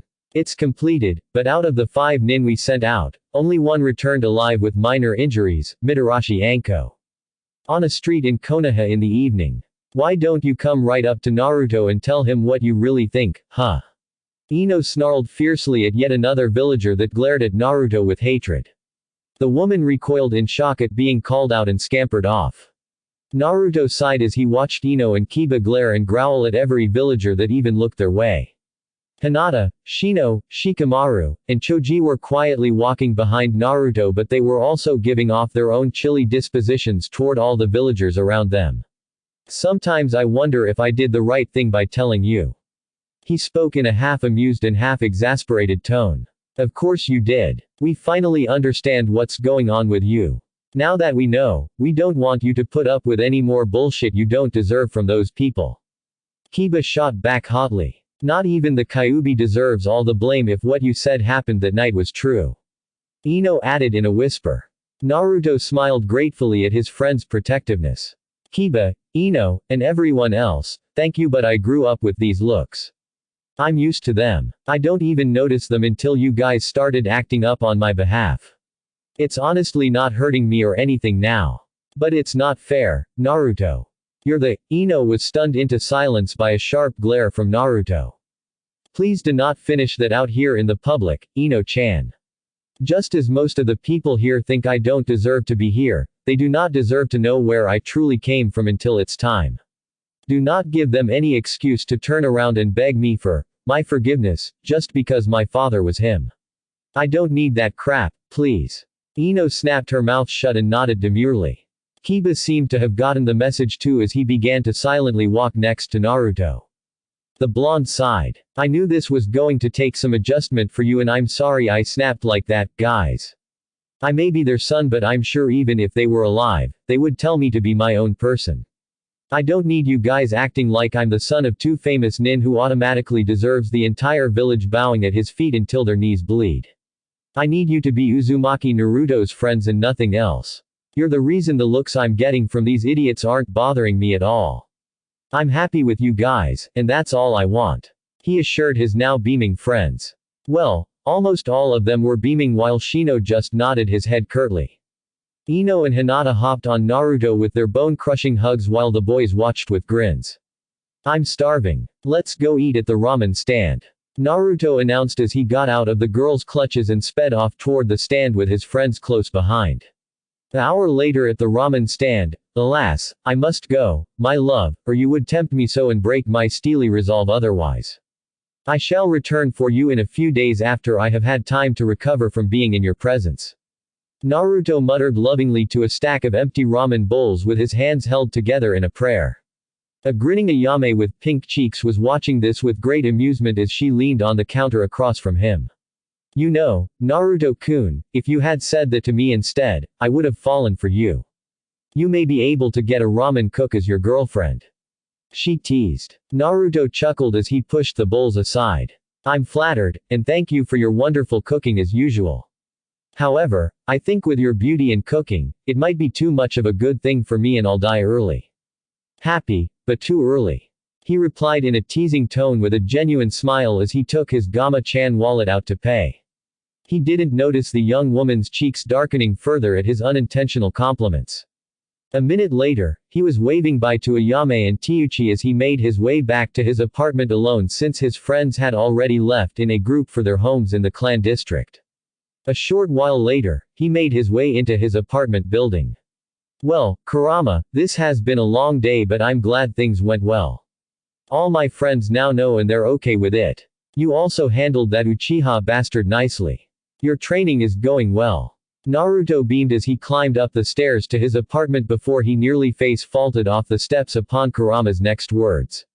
However, I haven't forgotten how you questioned my gender once again. I will be riding your ass hard tonight. Naruto grimaced while the demon fox fell silent as she smacked a hand to her face. That might not be the best choice of words to use with the context of this conversation. Just shut up and get home, was all the fox muttered out. Naruto smiled as he reached his floor, but the smile dropped when he noticed an odd shape in front of his door. He became instantly alert because the hallway was dimly lit and he couldn't make out the shape yet. He silently took a kunai out of his leg holster and held it loosely out of sight behind his leg. He silenced his steps and slowed his breathing. He then made himself as small a target as possible when he shifted his body sideways and almost pressed his back to the wall on the opposite side from his door. He then inched closer to the shape, keeping it in his sight at all time as he glanced around and up for any ambush or trap. Get ready to pump your chakra into me if I have trouble. It'd alert all the shinobi in this village to hear. That'd be a good idea if this was a real threat. Sniff a bit harder and you'll recognize the scent. Kurama pointed out. Confused at her words, he let himself focus on his sense of smell. Mixed in with the usual stagnant sense of the hallway, there was a fresh soapy scent, and he realized there was a familiar scent of snakes mixed in. Relaxing his guard a little, he got close enough to find it was Anko sitting with her back against his door. Her legs were tightly drawn up to her chest with her arms wrapped under the knees, and she was rocking back and forth a little bit with her face down and shaded. She was dressed in a simple dark blue t-shirt and a pair of plaid flannel pants. She apparently just got out of the shower from the clean scent he smelled off her. He also noticed her damp hair was down, much to his secret delight. His favorite physical feature on her was always her beautiful purple hair, and it put him in a good mood whenever she left it down. Very good. You made sure to stay alert and prepared everything correctly in order to minimize the danger to you in case this was a trap. Her dull voice cut into Naruto's thoughts as she praised his alertness. Her face was still hidden. Anko-chan. You're finally back. I missed you, you know. Naruto said happily as he put his kunai away and stepped forward. That was the last thing he did before he was violently slammed against the wall by Anko's arm across his chest, and her other hand was suddenly holding the same kunai he just put away against his neck, ready to slice. Before he could wonder how she snatched that kunai without him noticing, he was stunned by an expression of pure rage on her face. Anko-chan, he refused to believe his friend would actually do anything to him, so he moved on to thinking about the reason for her distress. He also knew the rage he was seeing wasn't directed at him but at the world in general, since he recognized the same look he saw in the mirror from when he was younger. You shouldn't let your guard down. What if I betray you?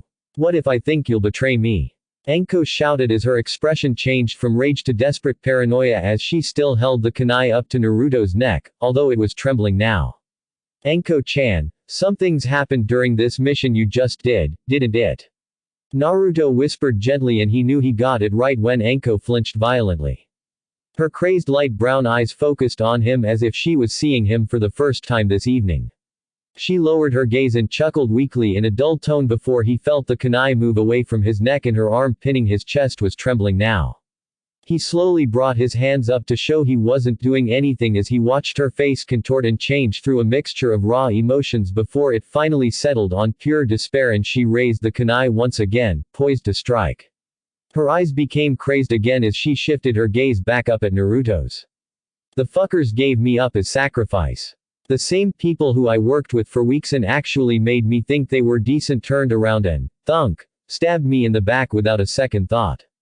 Every single one of them did it with a smile, and they had no goddamn remorse until they were slaughtered a few seconds later. She whispered frantically into Naruto's stunned face as she loudly sunk the kunai into the wall next to Naruto's head when she spat out, stabbed. He didn't pay that any mind as he tried to make sense of what could have happened to her. Whoever they were, they're not here anymore because you just said they're dead. Instead, I'm here and it's okay, Anko-chan. You have nothing to worry about with me. He spoke softly as he slowly moved his right hand up and patted gently on her arm, pinning him. Anko flinched at the touch but seemed to calm down as she let out a choked sob and threw the kunai to the floor with a clatter, before releasing him. She stumbled back clumsily with a dead expression and was about to sink to her knees when Naruto quickly moved to support her with an arm around her waist. Let's go in and I'll give you some of my tea. You'd like that, right? We'll talk when you're ready. He said soothingly, and Anko nodded weakly. He then unlocked and opened his door before going in with the listless woman in his arms. At around the same time, in a secure meeting room, a large door opened to admit Hiruzen Sarutobi and his most trusted student, Jiraiya. The large room fell silent as everyone already in the room all stood at attention for their leader while the door closed and locked with a click. At ease. The third said succinctly as he briskly walked to and took his seat at the end of the long and well-lit conference table in the middle of the room. Everyone else then took their seats and Jiraiya silently stood guard to the right and behind the Hokage, his eyes searching the room. The entire shinobi council was in attendance as Jiraiya noted the clan heads from Hyuga, Yamanaka, Aburame, Akamichi, Inuzuka, and a few others. In addition, there were the commanders from the three main branches of the military, the secretive dragon of Anbu, the scarred and grizzled Morino Ibiki of intelligence, and Nara Shikaku, the Junin commander of the main force. Shikaku actually was here in double capacity as the commander and as the Nara clan head. To round out the assembly, Hiruzen's old teammates, Homura Mikakado and Kaharu Udatane, sat on both sides of the Hokage as his advisors. Jiraiya, I didn't know you were back in the village. Kaharu observed from her seat as she noticed the tall man behind Hiruzen. Hello, Kaharu-san. I came back here for other business, but sensei here invited me along by chance. He believes I might have some insight to offer into the subject of this meeting. Jiraiya greeted with a polite smile. I trust none of you would mind Jiraiya-kun being here. The Hokage spoke with a gentle smile, but everyone at the table knew what he really meant behind that smile. If you actually have any issue with that, tough shit. No one said anything as the Hokage took out some files in a folder that was sitting in front of him on the table. The others followed suit and took their own copies out of their folders as well. No one spoke for a few minutes with the crinkling of papers the only sound filling the room as all quickly read over their reports. The third cleared his throat. I just read over a mission report from one Mitarashi Anko, who returned earlier today with minor injuries. However, the 4 nin assigned to her for this mission were killed in action. We believe a major incident has occurred during this A-rank mission, which I commissioned to find and eliminate a large group of missing nin causing trouble near the capital. He paused to let all that sink in. What I read and the loss of 4 of our men had me decide to call this meeting in order to go over the profiles of all 5 shinobi involved and discuss the mission's progress reports leading up to the incident. We will then discuss the evidence and I expect to hear any advice or objection as I decide what to do in the aftermath. He finished gravely as he looked each of the assembled council in the eyes. Hokage-sama, you mentioned Mitarashi-san had just returned today. Don't we need some time to gather information and pieces of evidence if there were any? Yet you say we have enough already to hear the case this evening.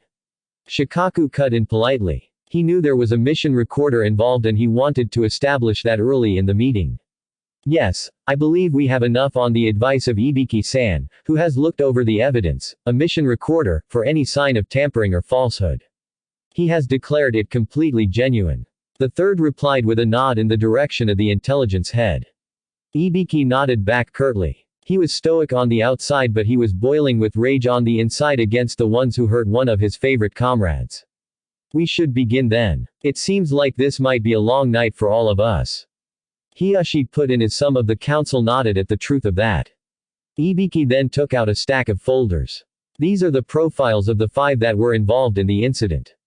I believe we should establish their personalities before we discuss the evidence, which is a recording of radio communication recovered from this mission. He said gruffly. Should we trust this kind of gadgetry so quickly? Homura cut in as he shifted a little uncomfortably. He was always distrustful of new technology. Kaharu nodded her agreement. I did just establish Ibiki-san cleared the evidence to be entirely accurate. You are welcome to take it up with him if you'd like, however. The Hokage retorted with a half smirk. Homura and Kaharu gulped when they received Ibiki's challenging glare, and said nothing in the end. If there's nothing else, please begin, Ibiki-san. Hokage ordered as he leaned back in his chair with Jiraiya silently watching over the meeting. The first profile we have here is Junin Mitarashi Anko, who was born October 24 and her current age is 19. She was orphaned at 1 upon the deaths of her parents in an attack by Iwa as the Third Great War gained full momentum. Naruto's apartment, here you go. Naruto said gently as he put a cup of tea on the coffee table in front of Anko. He had to hold in a sigh at the sight of her. Anko hadn't said anything or moved a single inch from where he helped set her down on the living room couch. She truly looked like a breeze would knock her over. He slowly sat in a chair opposite the couch and kept an eye on his guest. After what seemed like hours but only minutes passed, he was happy to note Anko slowly reaching for the cup. He then watched her pick it up and bring it her lips for a sip. He grinned in victory as she fluttered her eyes closed and her expression clearly showed contentment at the taste. She let out a blissful sigh and seemed to be somewhat revitalized. I've always loved your tea. There's just something about coming home from a tough mission and enjoying a couple cups with you lately. Cammy, I really needed this after what just happened. She murmured as she sank back into the back cushion of the couch and tucked her legs in underneath her to get comfortable with the cup cradled in her hands. Thanks. Apparently something didn't go right. That's the understatement of the year. Everything was foobar. Anko scoffed as she took another sip. I realize I may not be the best person to talk to since I'm not even in the force yet. Is Yugao-san around? Maybe she can help. He offered but Anko shook her head. She's out on a mission and even if she was around, she mumbled at the end. But Naruto clearly heard it with his sensitive hearing and it made him smile inwardly. I want to see you either way. I'll try to help any way I can. He said sincerely as he sat back in his chair for a long talk. Anko smiled gratefully. Just listening is enough. Right now I feel like you, Yugao-ne, and Nai-chan are the only ones in the world that would never betray me. She said softly, with her eyes dulling slightly as she seemed to be remembering something. I've got all the time in the world for you right now. Just say whatever you'd like. Naruto replied with an encouraging smile. I suppose I should start at the beginning. You know the old man told me to go after some missing nin comprised mostly of genin and chunin from various villages. They banded together up north and were causing troubles with raids on small villages around the capital. Old man told me to whittle down their number carefully and slowly over time. He gave me a squad of 4 guys. They were seasoned chunin who could handle most things as long as they worked together. I can't say their names now because of what happened and the old man ordered me to not reveal their identities. We met each other and you can imagine that things got a little tense between us because I'm the snake whore, and they're such upstanding and devoted nin concerned about the integrity of the shinobi force. You know, the usual dance. Old man ordered us to work together and get over our differences since we knew this mission would take weeks. Anko paused with a shrug and took another sip of tea before continuing in what looked like fond remembrance. We had our little kinks to work out. Even got into a row or two when they questioned my orders, and I had to assert my rank. However, we eventually smoothed everything out and we worked together like a well-oiled machine. We started completing our objectives at a quick rate as we hunted down the missing nin.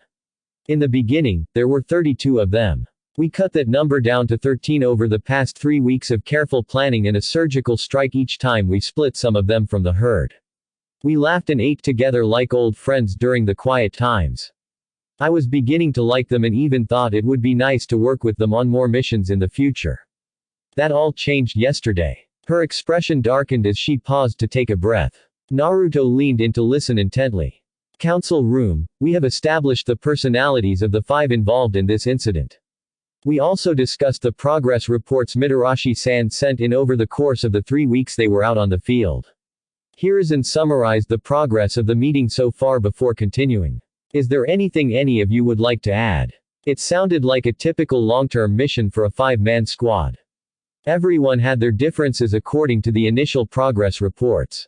They smoothed out their kinks by the end of the first week, however, and began completing their objectives at a good rate.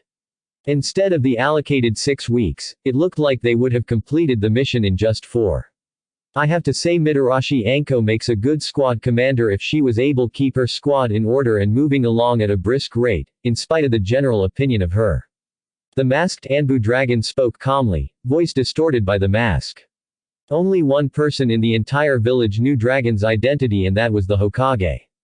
Hiruzen frowned at Dragon's mention of Anko's unfortunate public opinion and mentally wondered how long it was going to take for people to forget that she was the student of the traitor Orochimaru.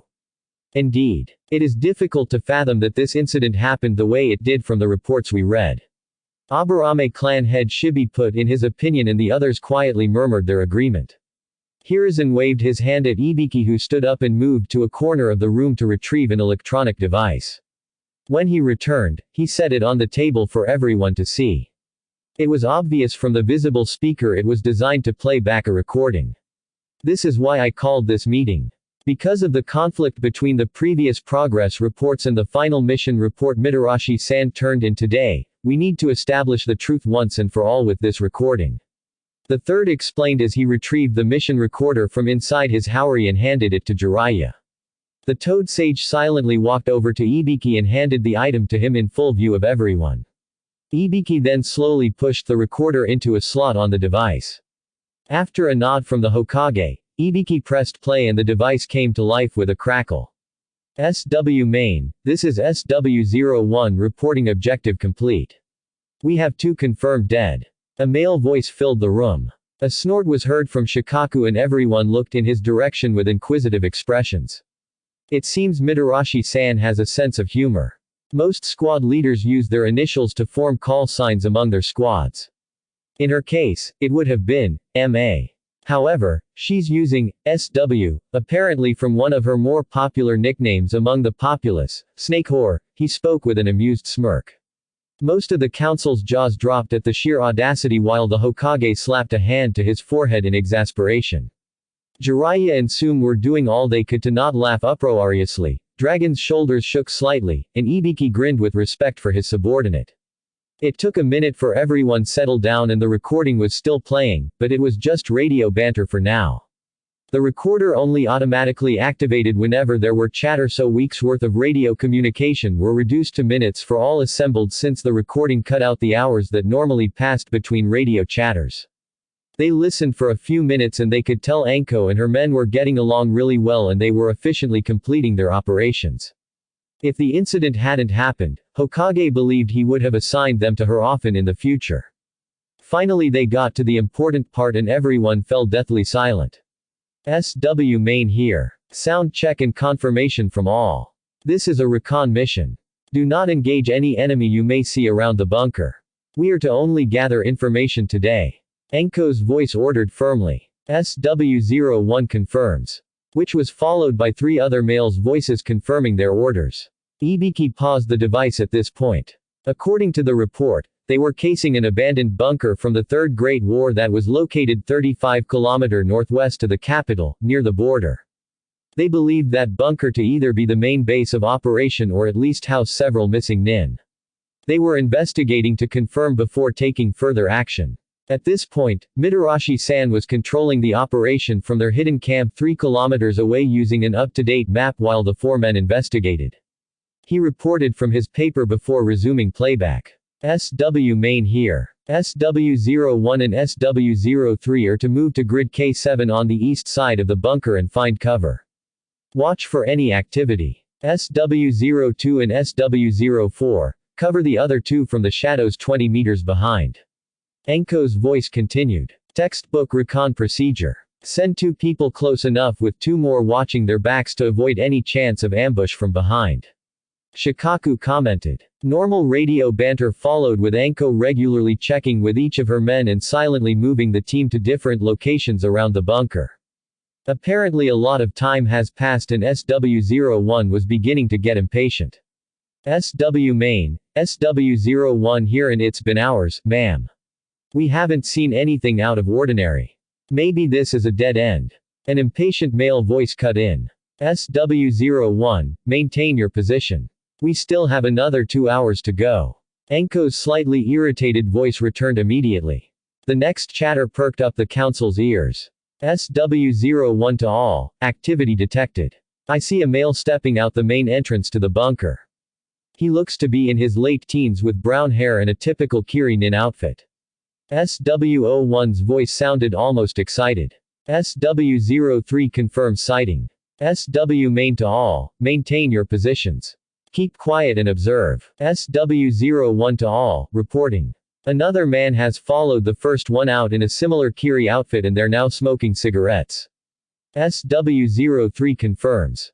A smoke break. Could use one myself. SW04's voice muttered. SW01 to all, a third man has come out in an Iwa outfit. I heard him joke he was getting lonely in there. SW03 confirms both sight and sound. So there are only 3 here. We can take them easily. SW main. SW main to all, negative. This is recon only. Continue until the time is up and we'll plan accordingly afterward. SW01 to main, with all due respect ma'am, I don't see why we have to wait hours to eliminate them then rather than do it right now. This male's voice was becoming impatient again. I repeat, do not engage. This feels wrong and we need to be sure. Anko's voice rose slightly in alarm. SW main, sorry but that's bullshit. They're sitting ducks out there and we need to take advantage now. They might be joined by more later and we'll miss this chance. SW01's voice growled out and the other men called in with their agreements. The people in the council room scowled at the blatant defiance. It was fine to make your opinion known but orders has to be followed nonetheless if the leader still wouldn't change their mind. Why not just threaten them with insubordination? Choza, head of the Akimuchi clan, chimed in. That's the wrong thing to say in the middle of an active high-tension mission. It would just increase their defiance and embolden them. At this point, they begin thinking if what they did turned out alright, then they'd get off with a slap on the wrist. Threatening them would just piss them off.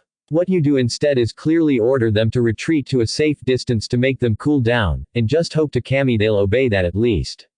Ibiki replied crisply, his experience in psychology clear. As if to prove Ibiki right, Anko's terse voice filled the room. SW main to all, everyone is to withdraw quietly back to camp. This recon is over and we have enough information. No, I don't think so. I'm going to eliminate them now before they get back to the others. We'll finish our mission faster this way. SW01's defiant voice cut in and 3 other male voices followed. This is when everything's gone to shit, apparently. Jiraiya muttered for everyone to hear. Solemn agreement went around. They heard Anko take a calming breath. SW main to all, I repeat, everyone is to withdraw right now. She managed to keep her voice calm but everyone knew she lost them as there were no reply this time. Only dead silence and Anko's quickened breathing followed for a few minutes as she kept her radio on to hear for any slightest bit of sound. A loud static exploded into the room, making everyone wince. The static eventually gave way to garbled voices that became clear. A fucking ambush. They were waiting for us to kill those three before they jumped in. One man's alarmed voice made everyone frown, and there were sounds of explosions and metal clanging. They heard Anko's sharp intake of breath. They used them for bait. What kind of comrades does that? Another man's voice cried as he fought off an enemy. There were more clanging and scuffling of feet, with some cruel laughter echoing in from somewhere. Oi! I'm coming, Anko's voice called out but was cut off. Wait. We surrender. Turn off your radios, guys. SWO1's voice cut into the radio chatter loudly. What are you saying? Anko's confusion was apparent as 3 clicks were heard, meaning 3 of the radio units went offline. My radio's busted. SWO3's voice was heard somehow, meaning his busted radio was picking up everything without them knowing. Inoichi, head of the Yamanaka clan, held his hand up for Ibiki to briefly pause the playback. So that's what the static from earlier was about. Apparently that man's unit looked damaged to them but was actually permanently on.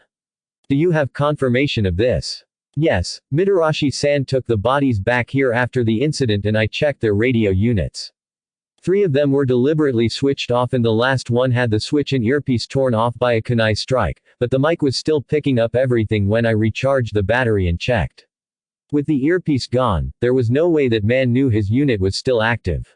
I checked for any sign of tampering but Mitarashi-san never touched anything. Ibiki replied as he looked over his autopsy report. Inoichi nodded his acceptance of the report and let Ibiki continue playback. What the hell's going on? Anko's voice muttered as she apparently was listening for anything on the other end. There were laughter and some fists striking flesh repeatedly, followed by grunts and yells for a few minutes. There was an audible click from Anko's unit as she switched it to permanently on now. Need to keep this on. She whispered offhandedly as clattering was heard from her end. It was apparent she was quickly gathering her supplies and getting ready to move. You took your sweet time killing most of us over the past 3 weeks. What makes you think we want to have you surrender? A gruff man's voice echoed. I want to join you. SWO1's voice was heard and Anko couldn't contain a gasp. Everyone in the council scowled as they heard the other men's agreement. Uproarious laughter filled the room for a moment. You guys may be good but it doesn't change the fact that you killed so many of us that only 10 of us are left now. Whatever you say isn't going to be enough and we'll enjoy killing you slowly over next 3 weeks. The same amount of time you spent trying to slowly choke life out of us. The apparent leader of the missing nin growled menacingly. Okay. Weapons check. Scrolls check. Anko mumbled to herself as she prepared to rescue her squad only to be stopped cold by what she heard on the radio. What if we have a kunoichi waiting for us back at camp? SW01 added. Now this stopped the laughter and chattering echoing over the radio and everything was silent. Anko's stunned gasp of disbelief wretched at some of the council's hearts and growls were heard in the room. Oh. Do tell. The leader's voice sounded really interested. That's why I had us turn off the radio. So she wouldn't hear this back at the camp and you can ambush her and have your way with her however much you want. We've been putting up with her for weeks trying to keep things friendly between us but we don't care about her. We're doing our now former village a favor by getting rid of her. Consider it a peace offering from us if you let us live and join you. SWO1's voice continued in an excited tone, believing he was getting out of this one alive. A weak thump was heard as it sounded like Anko sank to her knees on the ground in shock. The all-male band of missing nin began to cheer raucously at the prospect of nabbing a kunoichi, some of them commenting they were more fun to break than civilian women. Give me her name. The leader ordered. Mitarashi Anko. SWO2's voice supplied and there were scattered cheers as some of the missing nin apparently recognized the name. Ooh. She's in the bingo book. B rank, I believe. I'll bet her picture doesn't do her justice in real life. The leader was talking with the captured males as if they were old friends. You have no idea. She's clearly one of the most beautiful women in our village, and very feisty. She would be fun for you, I'm sure. SWO1's sinister grin was clearly felt in his voice as more of the missing nin cheered. Anko's voice cut in when she choked back a sob and slowly scuffled to her feet. Don't believe this, she mumbled and there were clattering from her stumbling around the camp followed by some sniffling and small sobs.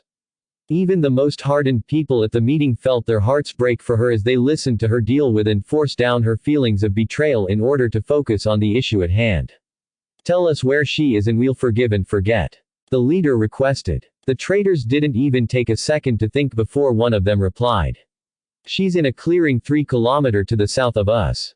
Near the river. Ibiki had to stop playback at this point, however, due to an angry Inuzuka-san growling. They gave her up without a second thought to save their own asses. Even though she was the one that got them so far in this godforsaken mission with only few scratches. She snarled as she displayed her clan's beastly traits in full force before turning her fierce gaze on the grim-faced third. They don't deserve to be shinobi of Konoha. Something will be done about this, right? The beautiful Inuzuka clan head growled. I believe we will work that out at the end of this meeting. Please continue. The Hokage sounded disappointed he didn't get to kill these 4 men with his own bare hands. Ibiki resumed playback once again while a still ferocious-looking Sum forced herself to sit down. Great. Thanks for the information. Go ahead and kill them. The leader's cold voice ordered his cheering comrades. Wait. We gave you the snake, bitch. We agreed you'd let us go. SWO1's voice screamed as the other 3 men cried like hysterical children as they struggled to get free. Ripping and spurting were heard as Kunai savagely sliced 3 throats from ear to ear. There were gurgling and the sound of 3 bodies thumping on the ground.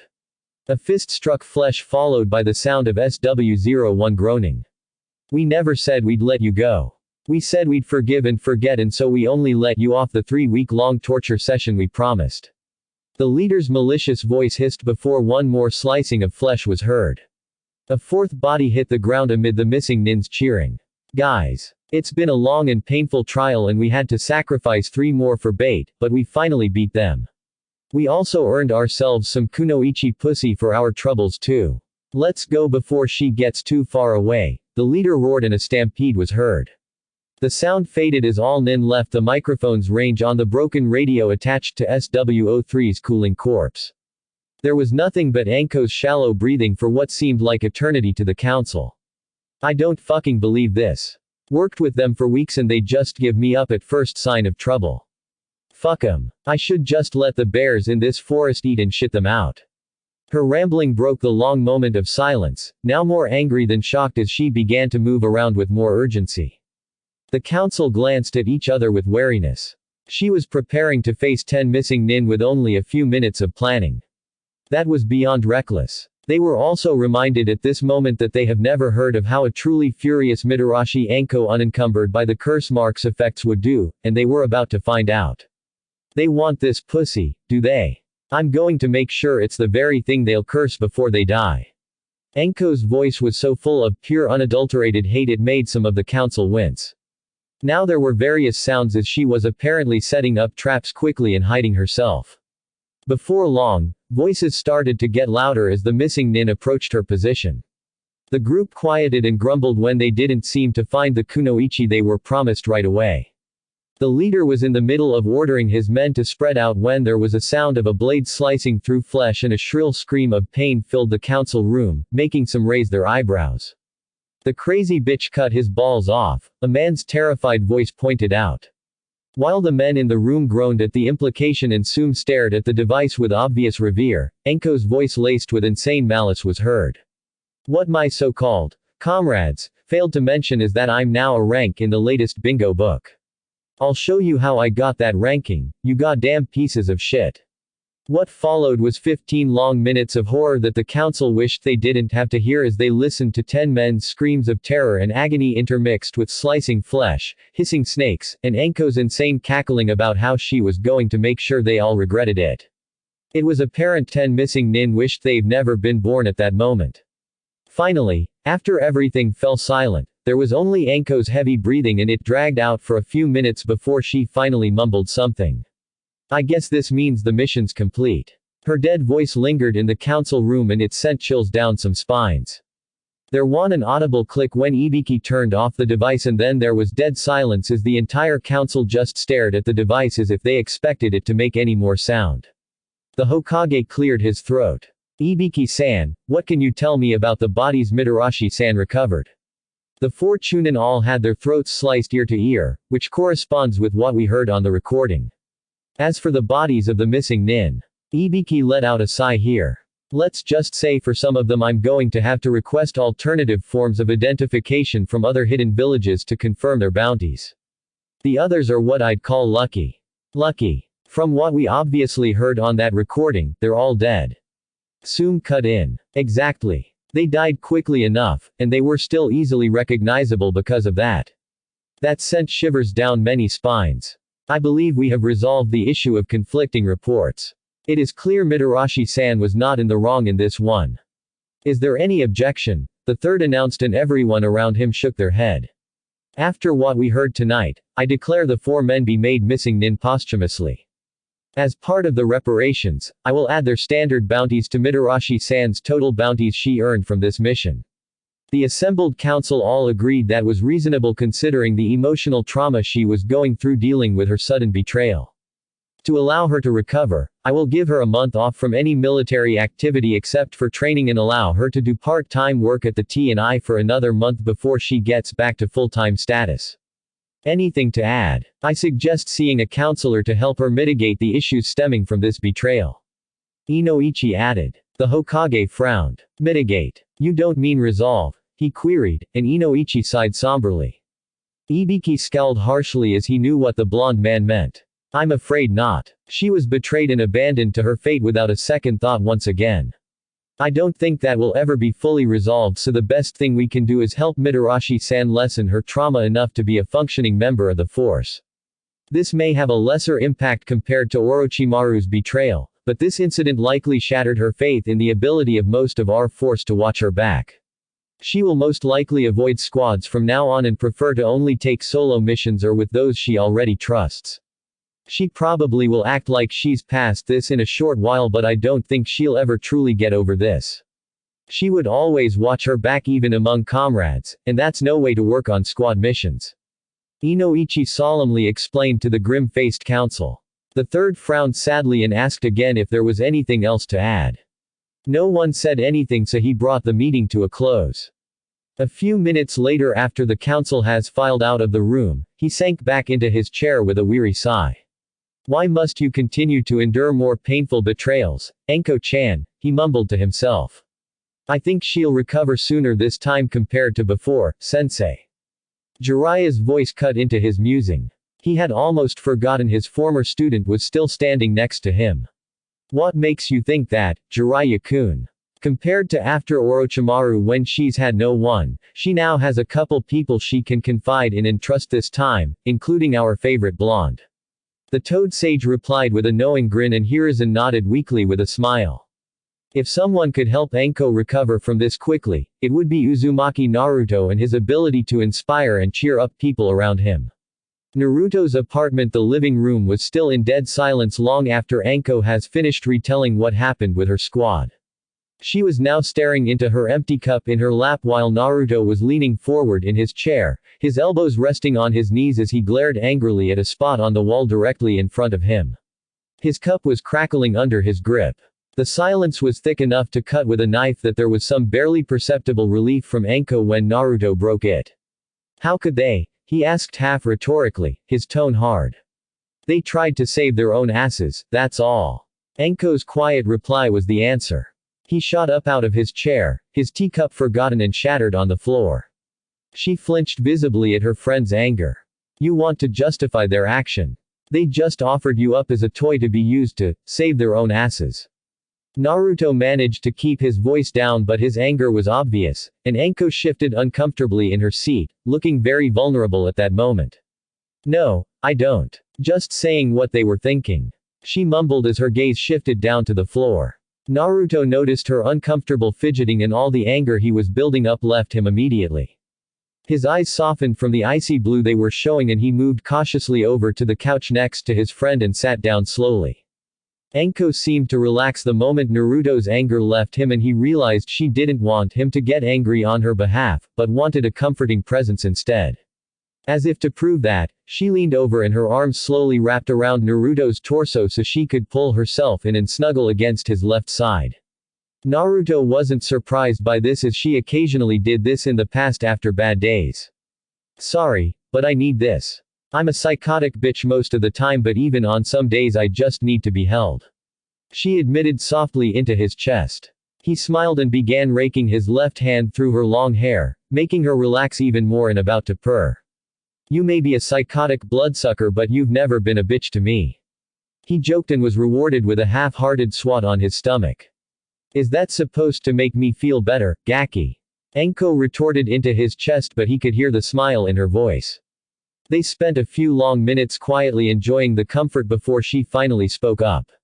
I don't think I'll be able to go on any more mission with teams again for a long time, at least not without driving myself insane with paranoia. She concluded sadly. Naruto took a deep breath, visibly lifting Anko's head up and down. So switch to working in T&I full time. As you like to keep reminding me, the prisoners fear you so much they'd rather face the Kyuubi instead. He suggested. Anko shook a little as she chuckled. She then shifted her head to rest her chin on his chest and looked straight up into his face with a grin.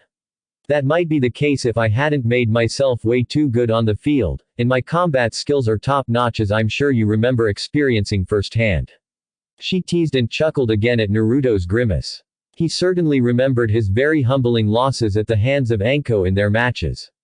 The old man can't afford to do without my skills, and I'm not going to ask him otherwise. I guess I'll have to only accept solo or large-scale missions.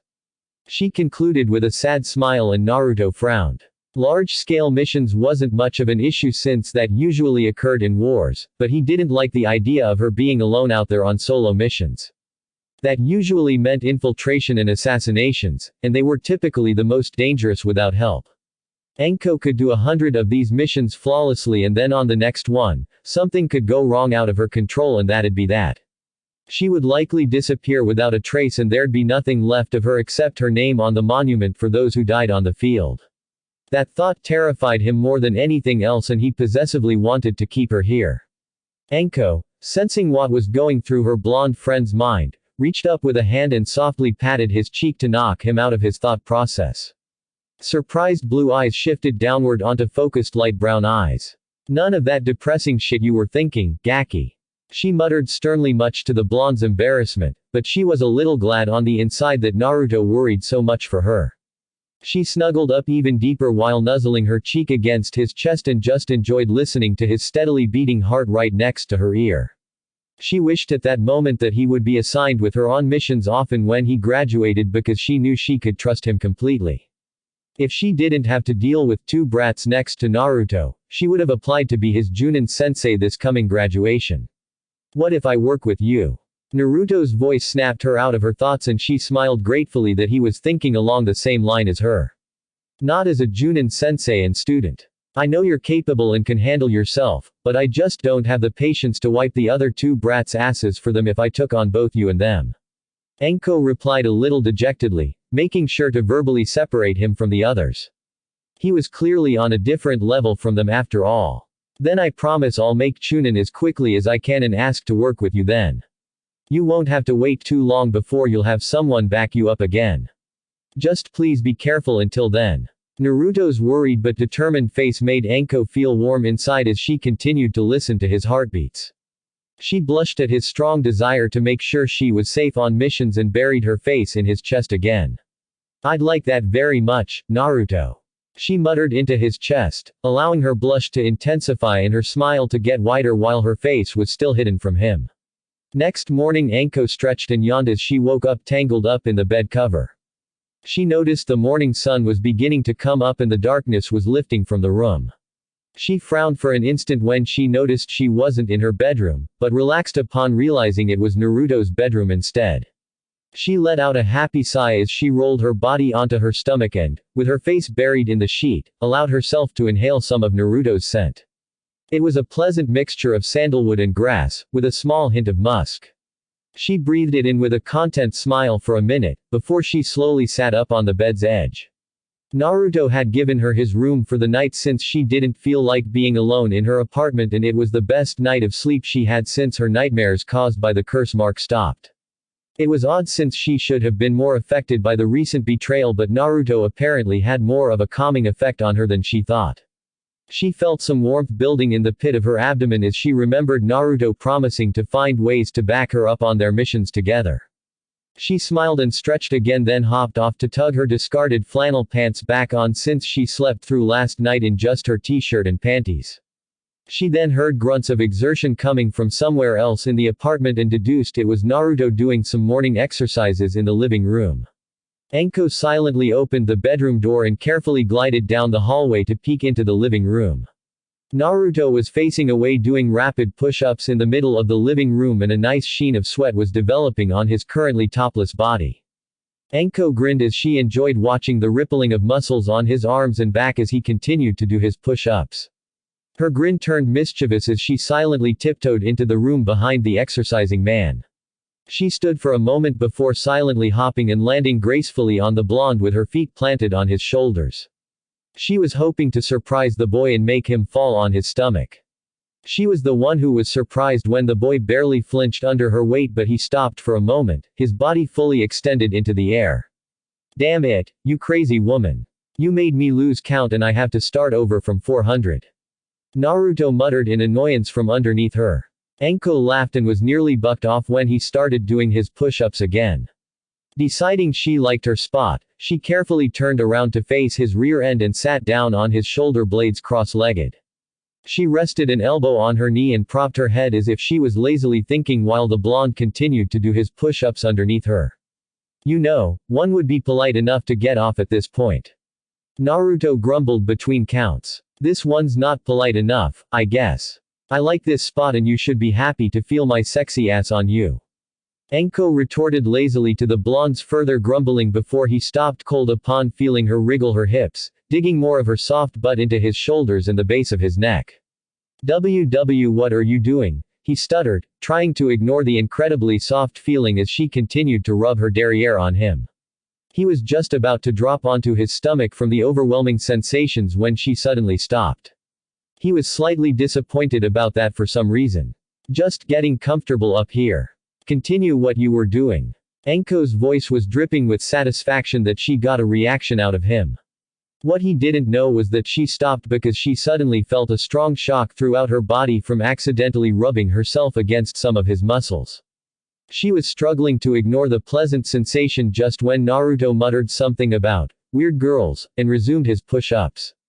At that point, she strained to hold back a blissful yelp when some of his muscles shifted in just the right place and rubbed against her rapidly dampening lower lips through her pants. Her hips wanted to shift by itself downward to dig deeper into Naruto's back for more of that amazing feeling, but she managed to keep control and carefully shifted up a little instead to avoid any further accidental rubbing. She also thanked whoever gave Naruto those wisteria on the coffee table for covering up her sudden arousal around Naruto. Considering he was able to smell when she was having her periods, he certainly would smell a woman's arousal. She didn't want Naruto to think something was going on yet. Wait. Yet. When did I decide that? Fighting down her hot flush and a desire to feel more of him rubbing against her, Anko sat in silence, bobbing up and down on his back as he continued to do his exercises for some time. She sighed when her stomach growled. Oi, I'm feeling like breakfast at the dango shop. Want to come with me before your classes?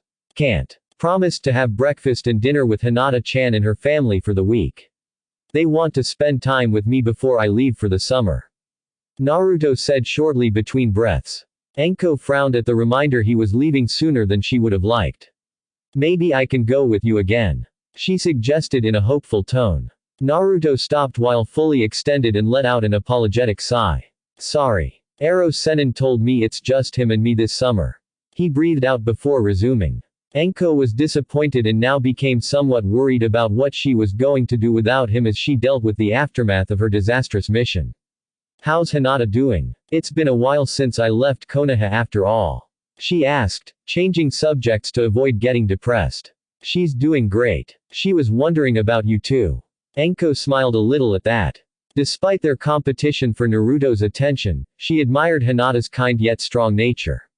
She was quiet but she always knew exactly what she wanted, like how she was steadily going after Naruto for romance someday and made sure nothing got in her way. Hinata also always gave everyone a fair shake, and only if they did something to deserve it would they earn her ire. She was also a calming influence on Naruto and was usually the one to make him think things through and ensure less problems that way. Anko, and, from what she heard about the fox, the Kyuubi would have instantly told the blonde to jump into any situation with all of his jutsu blazing everywhere. She smiled at that imagery and considered her question for a moment. Oi, what do you really think of Hinata? Naruto stopped suddenly underneath her and she was confused when she heard him mutter. Why does this feel very familiar to me? 3 days later in the Hokage tower, Naruto stood and fidgeted nervously as he knocked on the door to the Hokage's office. He was a little worried about leaving Anko alone when he departed with Jiraiya in 2 days since Hyuga hadn't returned from her mission yet. Anko was recovering well, but he felt it was because he was around to keep her distracted. The other night when he took his time returning to his apartment after dinner with the Hyuga family, he found Anko by his door and she was a little short with him for a short while. It was clear she was anxiously awaiting him each night. Come in. The Hokage's voice reached Naruto through the door and he stepped into the office. Hiruzen was wondering what was bothering his surrogate grandson as he studied the young boy's serious face while stepping up to the desk. He assumed it had something to do with Anko and he was proven right. Sorry to bother you, Hokage Gigi. I just wanted to check with you on if Yugao-san will be returning from her mission soon. Naruto nervously asked and Hiruzen smiled sadly. Considering it is a secret mission, I cannot tell you the exact date she returns for her safety. However, I will tell you it'll be soon. He replied gently. Naruto sighed in half dejection and half relief. That's better than later. Thank you. Is she doing okay? As good as someone who overheard her comrades plot to give her up to unsavory men can be, I suppose. Naruto replied with a scowl. He would have liked to find the traitors' cremated remains and piss on them.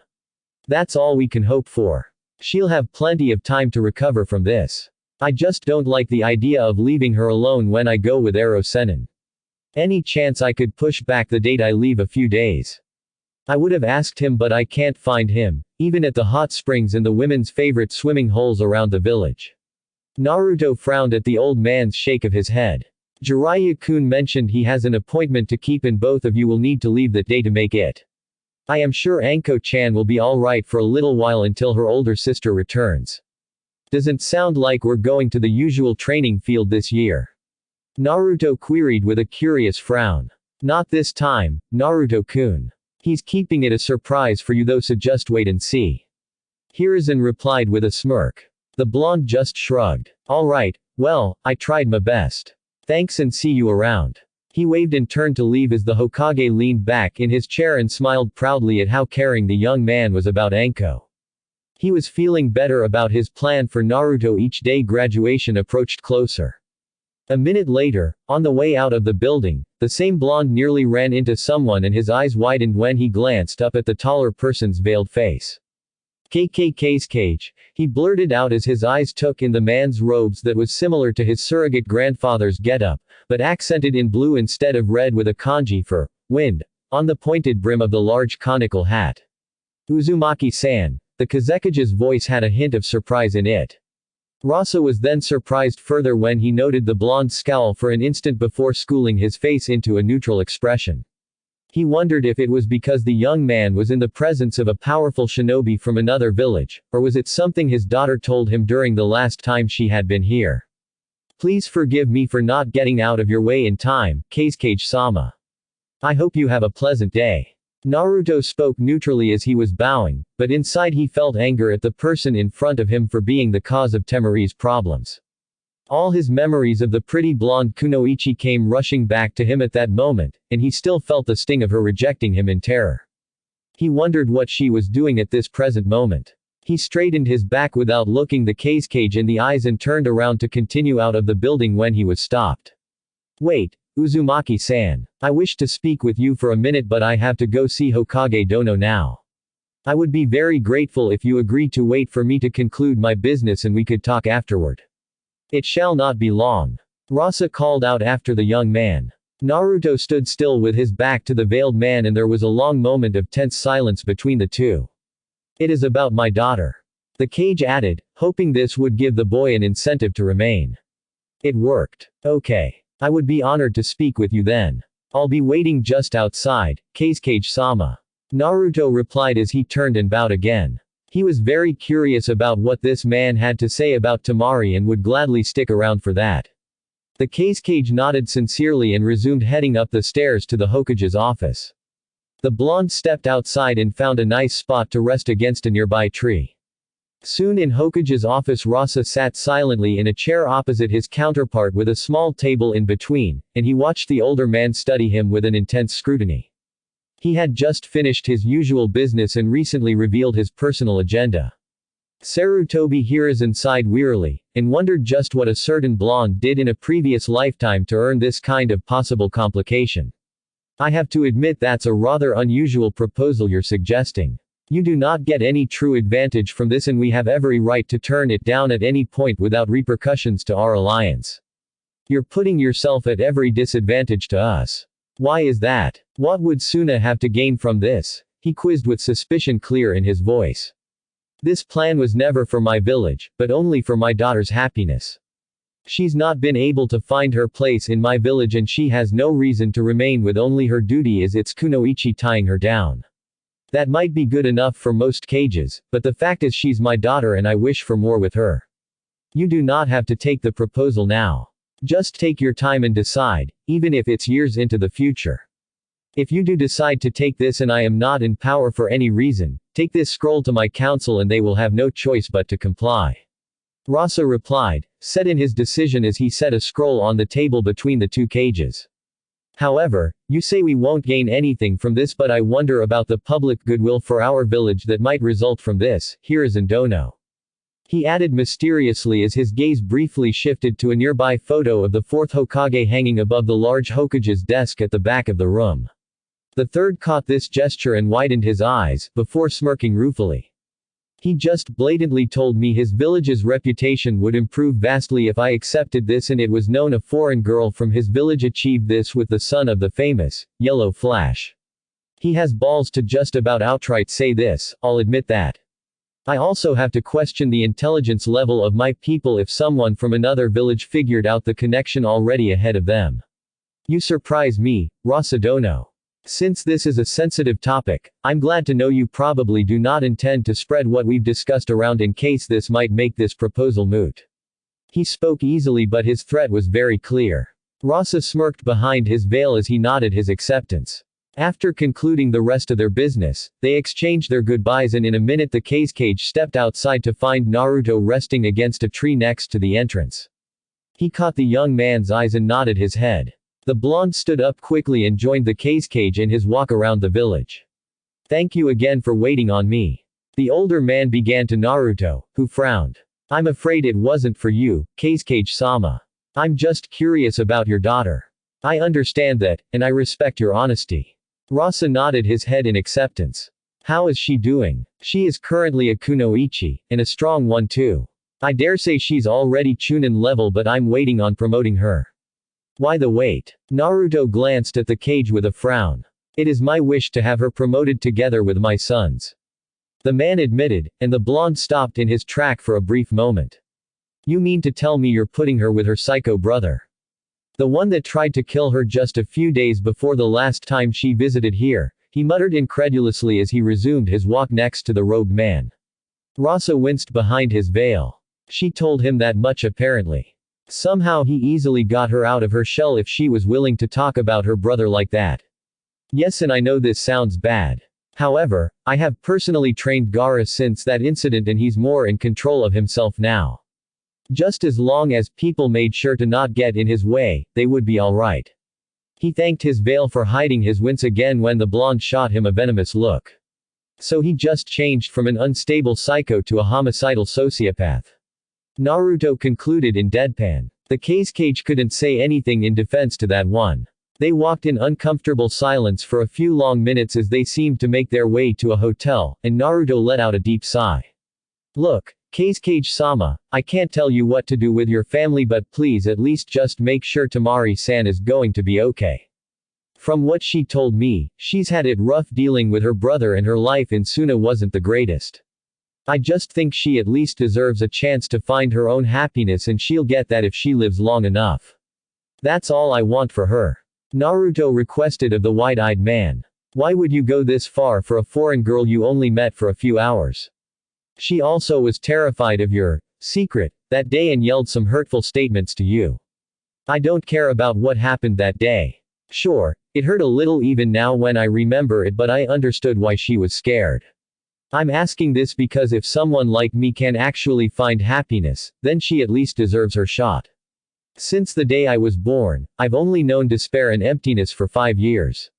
Happiness was a foreign concept to me. I pretended to smile if someone else actually smiled at me because I was just imitating what other people did. I spent nights staring at myself in mirror, seeing only either pure despair or absolute rage on my face. That was the only thing I knew back then. Naruto spoke in a dull tone as his beautiful blue eyes deadened to such dullness that the shocked Kazekage wondered if the boy was a zombie for a moment. He never saw his son display this kind of expression. The blonde's dull eyes then sprang back to full life, as if what Rasa just saw was an illusion. I managed to make friends when I was about to turn 6. I still pretended though. I copied their behaviors and words to pass myself off as normal. However, it wasn't long till I began feeling actual happiness. It was gradual at first, but eventually one day I realized I didn't need to pretend anymore. That was the greatest day ever for me, I think. So if someone as undeserving as me could be happy, then Temari-san deserves her shot to go for it too. Even her brother can change too.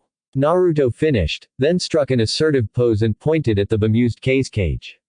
That's why if I ever meet him and he's still being a huge asshole about just killing people left and right, then I'm going to beat all of that asshole out of him and tell him there's more to life than ripping people apart. He declared with such determination in his voice that the cage was already inclined to believe him. After staring at the still pointing boy for a moment, he let out a sincere chuckle from behind his veil. I may have to put my faith in you then if I fail in the future. Was all he admitted as they reached the hotel Rasa was staying at. I have to prepare for departure. Before I leave, I need to be honest with you here. I don't normally meddle in my children's lives, but in this case I feel I need to. Temari has regretted what she said to you that day, and I see it in her eyes every day since then. I actually invited her to come with me on this trip, but she declined. She apparently was afraid of what she would hear from you. The Kazekage decided to put it out there now. Naruto glanced up at him with wide eyes. She was. I would have said everything was fine, and that'll be that. I think that's all she needs to hear, and I believe she would feel better afterward. Rasa admitted. He was then curious when he watched the blonde dig a blank scroll out of one of his jacket's many pockets along with a bottle of ink and brush. The boy searched for a flat surface and found it on a nearby bench. He then moved to lay the scroll out on it and immediately began writing. The Kazekage, watching from behind the boy, was surprised to find the handwriting to be beautiful and precise. Despite such amazing beauty, he wrote blazingly fast with no mistakes or misplaced blots of ink. Rasa concluded the blonde in front of him was practicing fuinjutsu in addition to his other skills, and he had to wonder just how far this offspring of that man would get with his talents. The scroll snapping closed broke the man out of his thoughts, and he saw Naruto holding a closed scroll up in front of him. If it's not too much trouble, Kazekage-sama, please pass this on to Temari-san. I think she'll feel better reading that. He spoke with a genuine smile. Rasa studied the young man as he took the scroll into his hands, and felt completely assured at that moment he made the correct choice with his plan for Temari. Thank you, Uzumaki-san. My daughter will be relieved to hear from you, and I wish you good luck with your future endeavors. This is the last thing I have to say, this time as her father.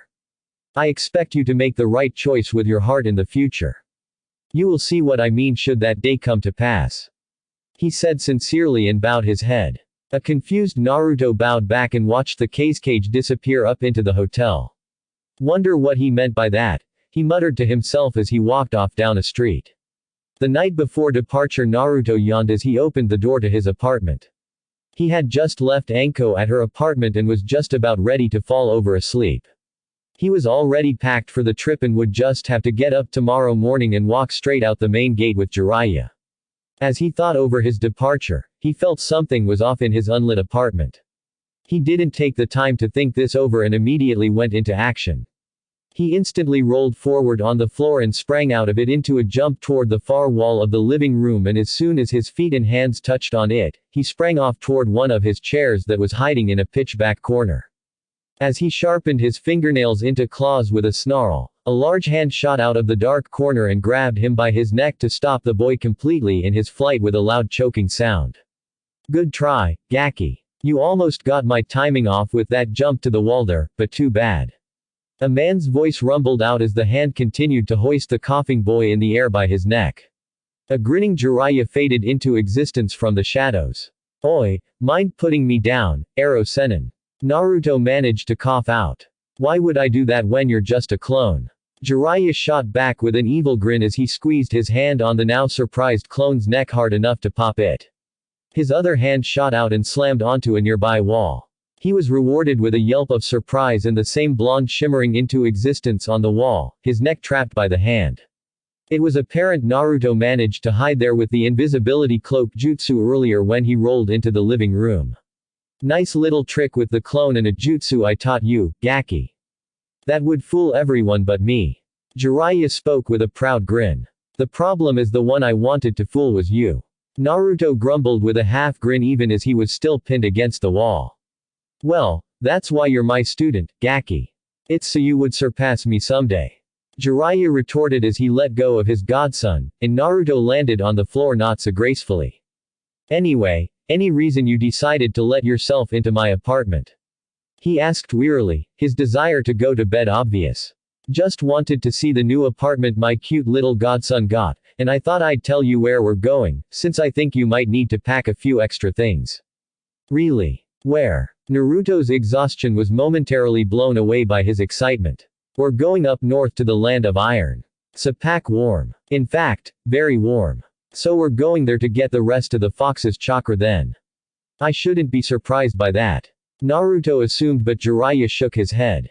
That was an added bonus. I planned this for a little bit longer than you think. That's why I thought it was a nice coincidence when the fox told you that was where her den is. He reminded, and Naruto remembered how his godfather reacted to that revelation with surprise last year. So what's there? In my travels, I came across a great weapon maker, and I felt he was very capable of making you the best weapons you need. I commissioned him about a year and a half ago for this job. Iron is where he lives, and we're going there to pick up your shiny new sabers. Jiraiya announced with a smirk at his godson's gobsmacked expression. What? I think I only saved up enough for a barely decent pair. How will I be able to afford custom orders? Naruto managed to stutter out. No worries, Gaki. It's my treat, so think of this as your early graduation present. Considering I know a saber's main weakness to be its low durability, I ordered 6 sabers to be made so you'd have some backups at least just in case. In addition, the weapon maker will be prepared to make more in the future if you need more, but that'll have to be on your own expense from now on. Not that you should worry about the durability, since I was promised the sabers would be better made than most blades out there, and it'll be a long time before you'll have to worry about their condition. Jiraiya explained, amused to see the growing excitement on Naruto's face. The ecstatic blonde immediately rocketed into Jiraiya's chest with rapid fire, thank yous mixed with the older man's laughter that went on for a while. Early next morning, a young woman with long and beautiful platinum blonde hair was waiting outside a certain apartment building's entrance. Yamanaka Ino let out a small sigh with a sad smile as she once again was reminded of the fact her longtime friend and fellow blonde was leaving for several months today. She crossed her arms under her still growing bust to guard against the slightly chilly and foggy morning air, and leaned against the wall next to the front door, still deep in thoughts about one Uzumaki Naruto. She couldn't help but feel that she was going to really miss him this summer for some reason. She was brought out of her thoughts when she heard the sound of heavy wooden geta clacking across a street's cobbled surface, and it was steadily growing closer. She glanced around, not finding anyone at first. After a moment, she thought for a brief instant that she could feel a presence coming from her left down the street in front of the apartment building. Wondering what that feeling was as she glanced in that direction, she finally made out the large silhouette of the legendary Sannin's Jiraiya appearing through the morning fog. Oh ho! A cute girl waiting on a certain someone at this time of the morning. Do I sense something between you two? The tall man spoke up with a knowing grin as he watched the young blonde's face begin to turn startlingly red at such a straightforward question. I. Ino tried to speak but she couldn't stop stuttering. This was made worse by the older man's amused chuckling. This also served to make her forget about that odd sensation she felt for a brief moment earlier. Oi. You'd better not be sexually harassing Ino-chan, you old pervert, a young man's voice called out from the apartment building's door, making Ino jump and changing Jiraiya's amusement to deadpan. They snapped their attention around to find Naruto watching them both with a raised eyebrow and an amused grin. She's way too young for me, Gaki. Even I have standards. Jiraiya grumbled even as Ino moved behind Naruto for protection, though it was more to hide her growing embarrassment than anything else. I'm shocked you actually had some standards to begin with. Naruto shot back with that amused grin still in place, before turning around to face Ino while pointedly ignoring Jiraiya's indignant, "Oi. I'm happy you're here to see me off. It can't be easy to get up this early." He began with a warm smile that served to make the young woman blush. Damn, why was she feeling so nervous in front of him now? It's no big deal, Naruto. I usually get up this early for work at the shop. I just wanted to see you off before I get started for the day. Ino replied as she fidgeted slightly while twirling a strand of hair from her long bang with a finger. Even so, thank you. You have no idea how happy this makes me. I'll miss you, Ino-chan. Naruto said softly with that smile still in place. Ino gulped and nodded, feeling warm inside all the way from the top of her head to her feet. All of a sudden, she didn't want him to go at all, but she knew he had to do this. Unable to say anything more without risking embarrassing herself further, she moved forward to wrap him up in a tight and somewhat intimate hug. Naruto returned it readily, and it was at this time that she realized just how much her friend had grown up since they met in that playground all those years ago. She couldn't help but think it was a very good thing. I'll miss you too, Naruto. She finally managed to say without her voice breaking as they released and stared at each other for a moment. It was when Jiraiya cleared his throat. Much as I hate to do this, but we need to go, Gaki. He said gently, knowing this wasn't the time for teasing the two young couple. Naruto nodded and let out a sigh, while Ino bit her lips as her breath hitched slightly. I'll be back before you know it. Tell your parents I said hey, and that I'll miss them too. Take care, Ino-chan. He said and turned toward Jiraiya with a wave over his shoulder, and they then began walking down the street toward the main gate. It didn't take Ino long to lose the two in the fog, and she needed to go back to the shop. As she began to walk away, she kept wondering why she was feeling the need to cry as tears threatened to blur her vision. Meanwhile at the main gate Hyuga Hinata turned the corner on the mostly empty main street to find the gate to outside the village looming large in her view. She let out a dejected sigh at the sight.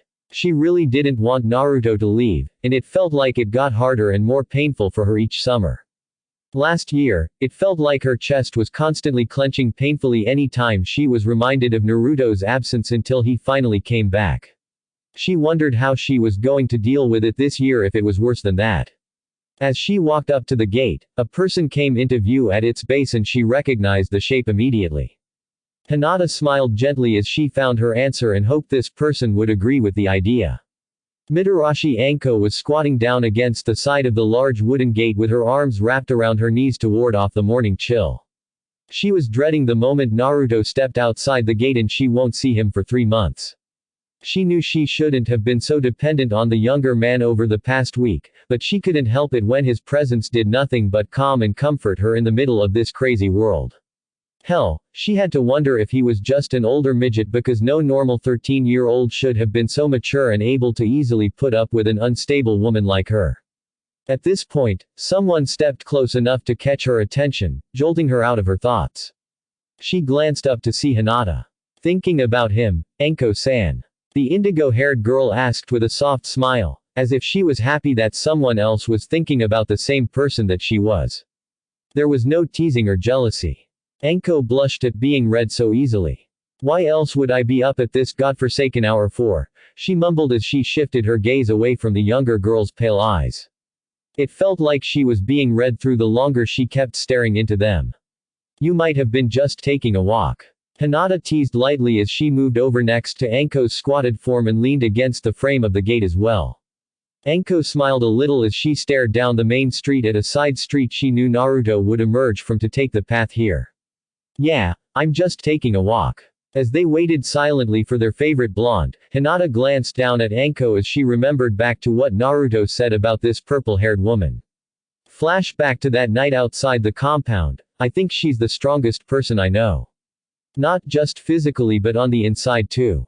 She's dealt with so much pain and hatred that she's had it worse than I did, and that's pretty bad. Yet, she managed to stick it out and never gave up. Even when things got better for her recently, she still never took anything for granted and still strives to be as strong as she can get. She just refuses to let anyone tell her otherwise. Naruto said fondly as he glanced up at the waning moon. She sounds like you, Naruto-kun. Hinata remarked, but she was surprised by a momentarily dulling of his eyes and his smile shifted down a notch. No, I wasn't strong enough once. And because of that, she'll always be a better person than me for that. But I've never seen you as anything other than strong. At this point, Naruto shifted his gaze toward her with an odd smile. This was before I met any of you, so don't worry. He clarified. Hinata wanted to know what happened, but she knew he wasn't going to say anything more about it. It feels like, with her unwillingness to give up and fight it out, Anko-chan always showed me how much better a person I could become. I think as long as I have her around so I can remind myself, I'll eventually become that person, and I guess that's why I trust her to keep me going straight in that direction. The fact she's fun to be around in the meantime probably didn't hurt. Naruto added with a chuckle. Hinata smiled and nodded. I understand, Naruto-kun. Thank you for being honest with me. Present Hinata knew the reason for Naruto suddenly striving to improve himself even more over the past year was next to her, and she was thankful for that. He would become an even more amazing man in the future, and she was very much looking forward to that. Anko-san, how would you like it if we spent some time together? Just the two of us. It may help pass time quickly over the summer. She suddenly offered. Anko was surprised at the offer out of the blue, but had to admit she found it very appealing. She knew how bad Hinata had it for Naruto, and she was starting to wonder about herself now after the past week of being addicted to finding comfort in his presence. Having Hinata around to chat with, sometimes about Naruto, would help with the loneliness that would certainly result from him leaving. She glanced up at an anxious-looking Hinata and considered what Naruto told her about this girl. Flashback to that morning in Naruto's apartment. Oi, get off. Naruto said gruffly, and Anko quickly complied. As he stood up and grabbed a nearby gym towel to wipe off the sweat, she was gleefully enjoying checking his muscular torso out. She felt the lingering sensation from accidentally rubbing against him return in full force upon imagining a few more years added to the age of the blonde in front of her. She liked the image very much, to say the least. Hinata-chan asked me the same thing about you a while ago, so that's why what you asked threw me off. Naruto explained as he continued rubbing the towel on his torso. It was nearly enough to distract Anko, but she persevered. She did. Yup. Told her what I thought and she seemed happy with what she heard. So you had to make up some good things about me. Anko teased, but Naruto frowned. I would never lie about you because you're a good person. You make me want to improve myself all the time and be a better person, and that's what I told Hinata-chan. He said it so sincerely that Anko blushed bright red before she realized it. What are you saying, Gaki? She stuttered, and Naruto chuckled at her expression. He continued before she could get annoyed. To answer your question, I guess, just like how you make me try my best to be strong, Hinata-chan keeps me grounded. She keeps me thinking of 100 different ways to look at a situation before I act. I know how much she cares about me and how much she respects me, for whatever reason I probably won't understand, and she's the type that would gladly take whatever happens to her in stride as long as it has something to do with me. Because of that, I'm terrified that I'd take that for granted one day and hurt her badly if my rashness drew her in. So what I do is I watch where I go before I take a step and make sure it causes the least amount of trouble for anyone if something blows up. So I guess you and Hinata-chan both keep me in the middle. I don't want to be complacent, but I'm also making sure I don't fly too close to the sun with wings made of wax, to quote a tale the fox told me. Naruto explained nervously as he finished toweling off. There was silence for a moment as Anko considered what he said before she nodded. I think I understand what you mean. Though, who would fly close to the sun with wax wings? It's obvious they would melt, she pointed out with a confused frown. Naruto laughed suddenly. The fox said this Icarus person could learn a thing or two from you. Back to present. Anko smiled at the memory before looking back at Hinata, who was anxiously awaiting her answer. Sure, figured it's time we bury the hatchet between us. How about when the Gaki leaves, we go to the dango shop? I know they sell those cinnamon rolls Gaki said you like a lot. She replied with a grin, and Hinata blushed at the mention of her addiction. We'll at least give in to our addictions together. The young Junin added with a chuckle, and the other woman smiled brightly. I'd like that, Anko-san. I don't like the san. Just call me Chan, like Gaki does. In return, I'll call you the same way. Thank you, Anko-chan. At this point, Anko got tired of squatting and stood up fully to stretch with a yawn, and Hinata was wondering about something. Anyo, Anko-chan, why do you often call Naruto-kun Gaki? It annoys the hell out of him. In returns he calls me bloodsucker once in a while. Anko replied with a laugh as she remembered the various annoyed expressions Naruto displayed. Anyo. Why would he call you that? The younger girl asked nervously, and shifted a little uncomfortably under Anko's mischievous expression. Want me to show you, Hinata-chan? She offered with a grin. As if to save Hinata from an uncomfortably close shave with a kunai, Naruto appeared on the main street with Jiraiya at that moment. Oi. Wasn't expecting you here. The blonde called out as he and the Toad Sage approached. We came here to see you off. Hinata clarified as she bowed deeply to a suddenly sheepish Jiraiya. Please take care of him, Jiraiya-sama. At this, Naruto frowned. No, I'm the one who's going to take care of him. I bet in the next town we stop in, he'll be stomped to death by angry women and I'll have to bury him. He grumbled before being conked on his head by an irritated Jiraiya. Oi. Don't make bets like that lightly. Your luck's so terrifyingly good it's liable to come true. He muttered grouchily. Anko and Hinata chuckled at the banter and they all sighed when silence fell on them. It was time. Hinata stepped up to hug Naruto first. I'm going to miss you. Was all she was able to say into his ear without her voice breaking. Anko followed suit after Hinata released. Be safe and I expect you to stop by my apartment first thing when you get back. She whispered. Naruto accepted their hugs with an assuring smile. I'll be back before you know it. Try to keep this town in one piece till then. He joked before he and Jiraiya signed out at the gatehouse and stepped out. Before long, the girls finally lost sight of the small blonde and white specks in the distance and Anko sighed. Back before we know it. Kinda hard to believe that when we're going to be looking out here a lot over the summer. She mumbled and Hinata nodded glumly. Finally, they turned and walked into the village toward the dango shop to drown in their addictions. Tomorrow in Sunakage. Temari. Ross's voice called out from behind Temari in the living room of the family estate. She was sitting on the sofa reading a book, relaxing in a comfortable outfit with her hair down. It was one of her rare off days. Yes, Kazekage-sama, she muttered with some slight annoyance in her voice, and the man winced a little. I have just returned from Konohagakure. I thought you would like to know I ran into the Uzumaki boy. He smirked a little when he watched his daughter's head perk up slightly from her book. Is that so, Kazekage-sama? She struggled to keep her voice neutral, but there was obviously an undertone of anxiety. He said he hopes you were doing well. I see. Her shoulders slumped slightly, a little disappointed there wasn't more. She was so easy to read. He also gave me this scroll to give to you. Mirth laced Ross's voice as he held a scroll up in his hand. Whoosh. He blinked in surprise to see his hand empty. He turned his head to the side to see Temari already standing at the living room's doorway, with the scroll clutched tightly in both hands. That was faster than Junin's speed. Thank you for taking the time to deliver his message, father. Temari bowed formally, but she couldn't keep her smile off her face as she stepped out, obviously headed for the privacy of her bedroom. Rasa watched her go with a slight smile on his face. She called me, father, just now. Just this once was more than I expected.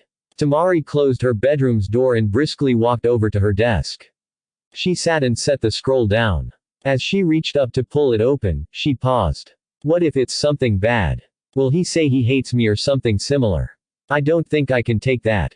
Doubt crept into her mind for a moment, but she shook it off and, with a determined expression, pulled the scroll open.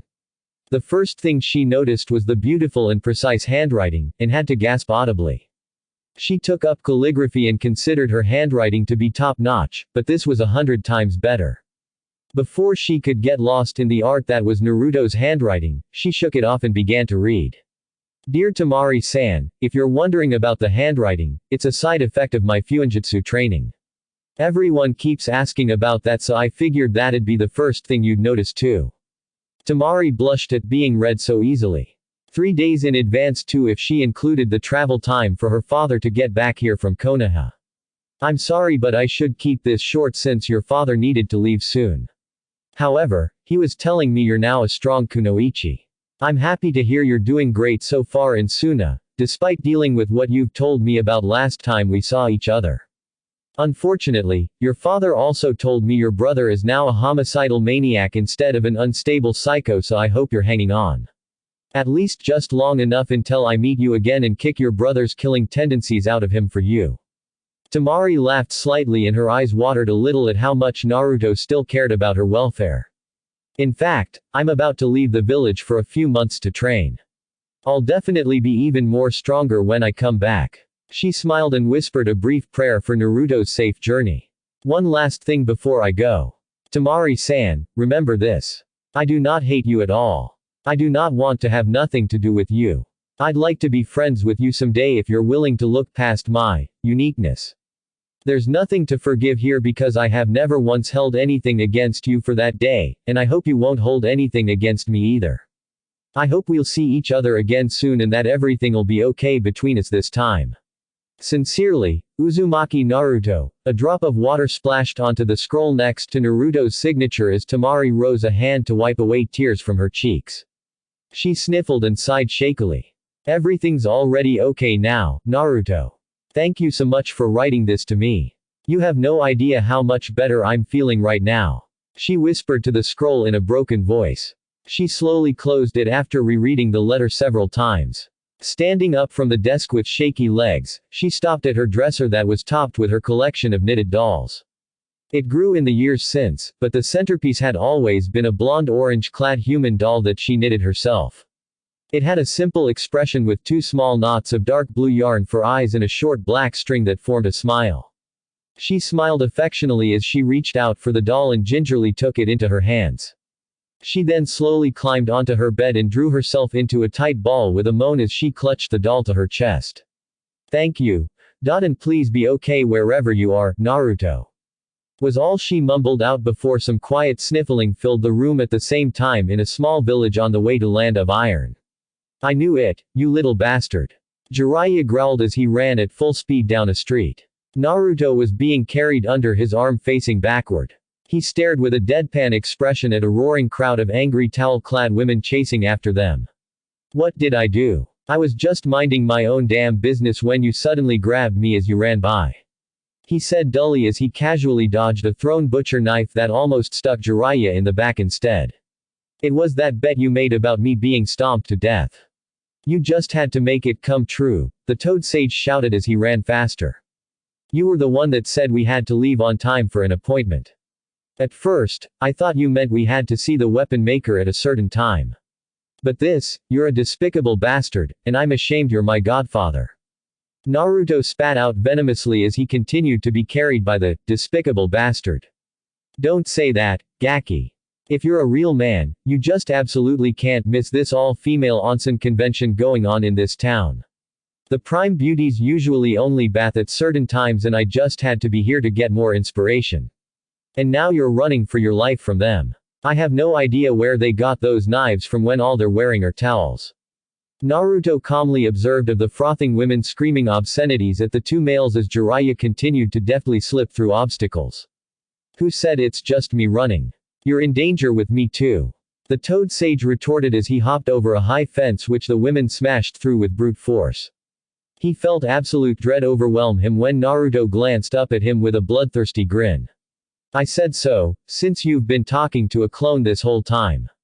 This is for making boss leave Anko-chan alone when he didn't have to. Have fun being stomped to death, Unko Senin, the clone growled as it popped, leaving Jiraiya empty-handed and horror-struck.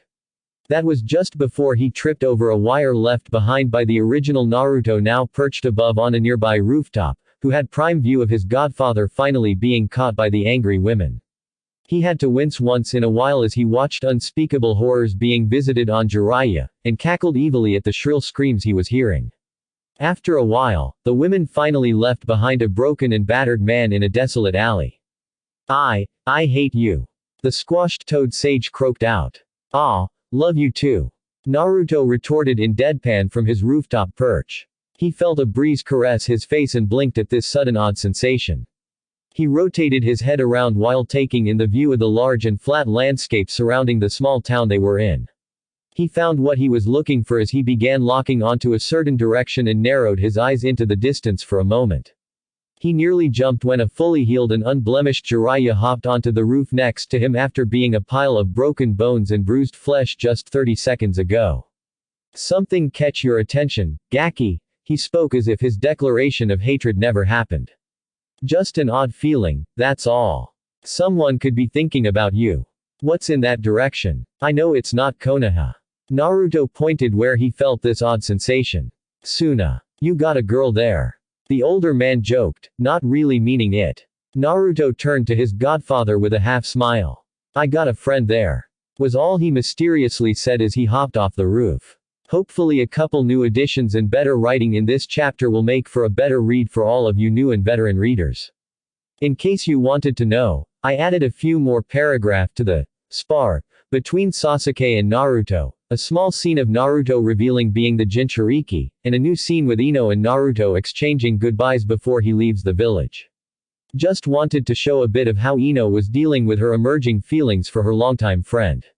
Old AN I'm going to explain something in this chapter some of you may not agree with. That's revealing Naruto's parentage and the Kyuubi thing to his friends. To be honest, I honestly don't see the point of dragging that out and try to set up dramas in which one or more of them finds out accidentally and problems crop up from that. Naruto's friends were gathered in one spot and he trusts them enough not to go telling it to the whole world, so it was an easy enough decision for me to have Naruto reveal it early. Should I decide to have Iwa or anyone else important find out, it'll be too late by then.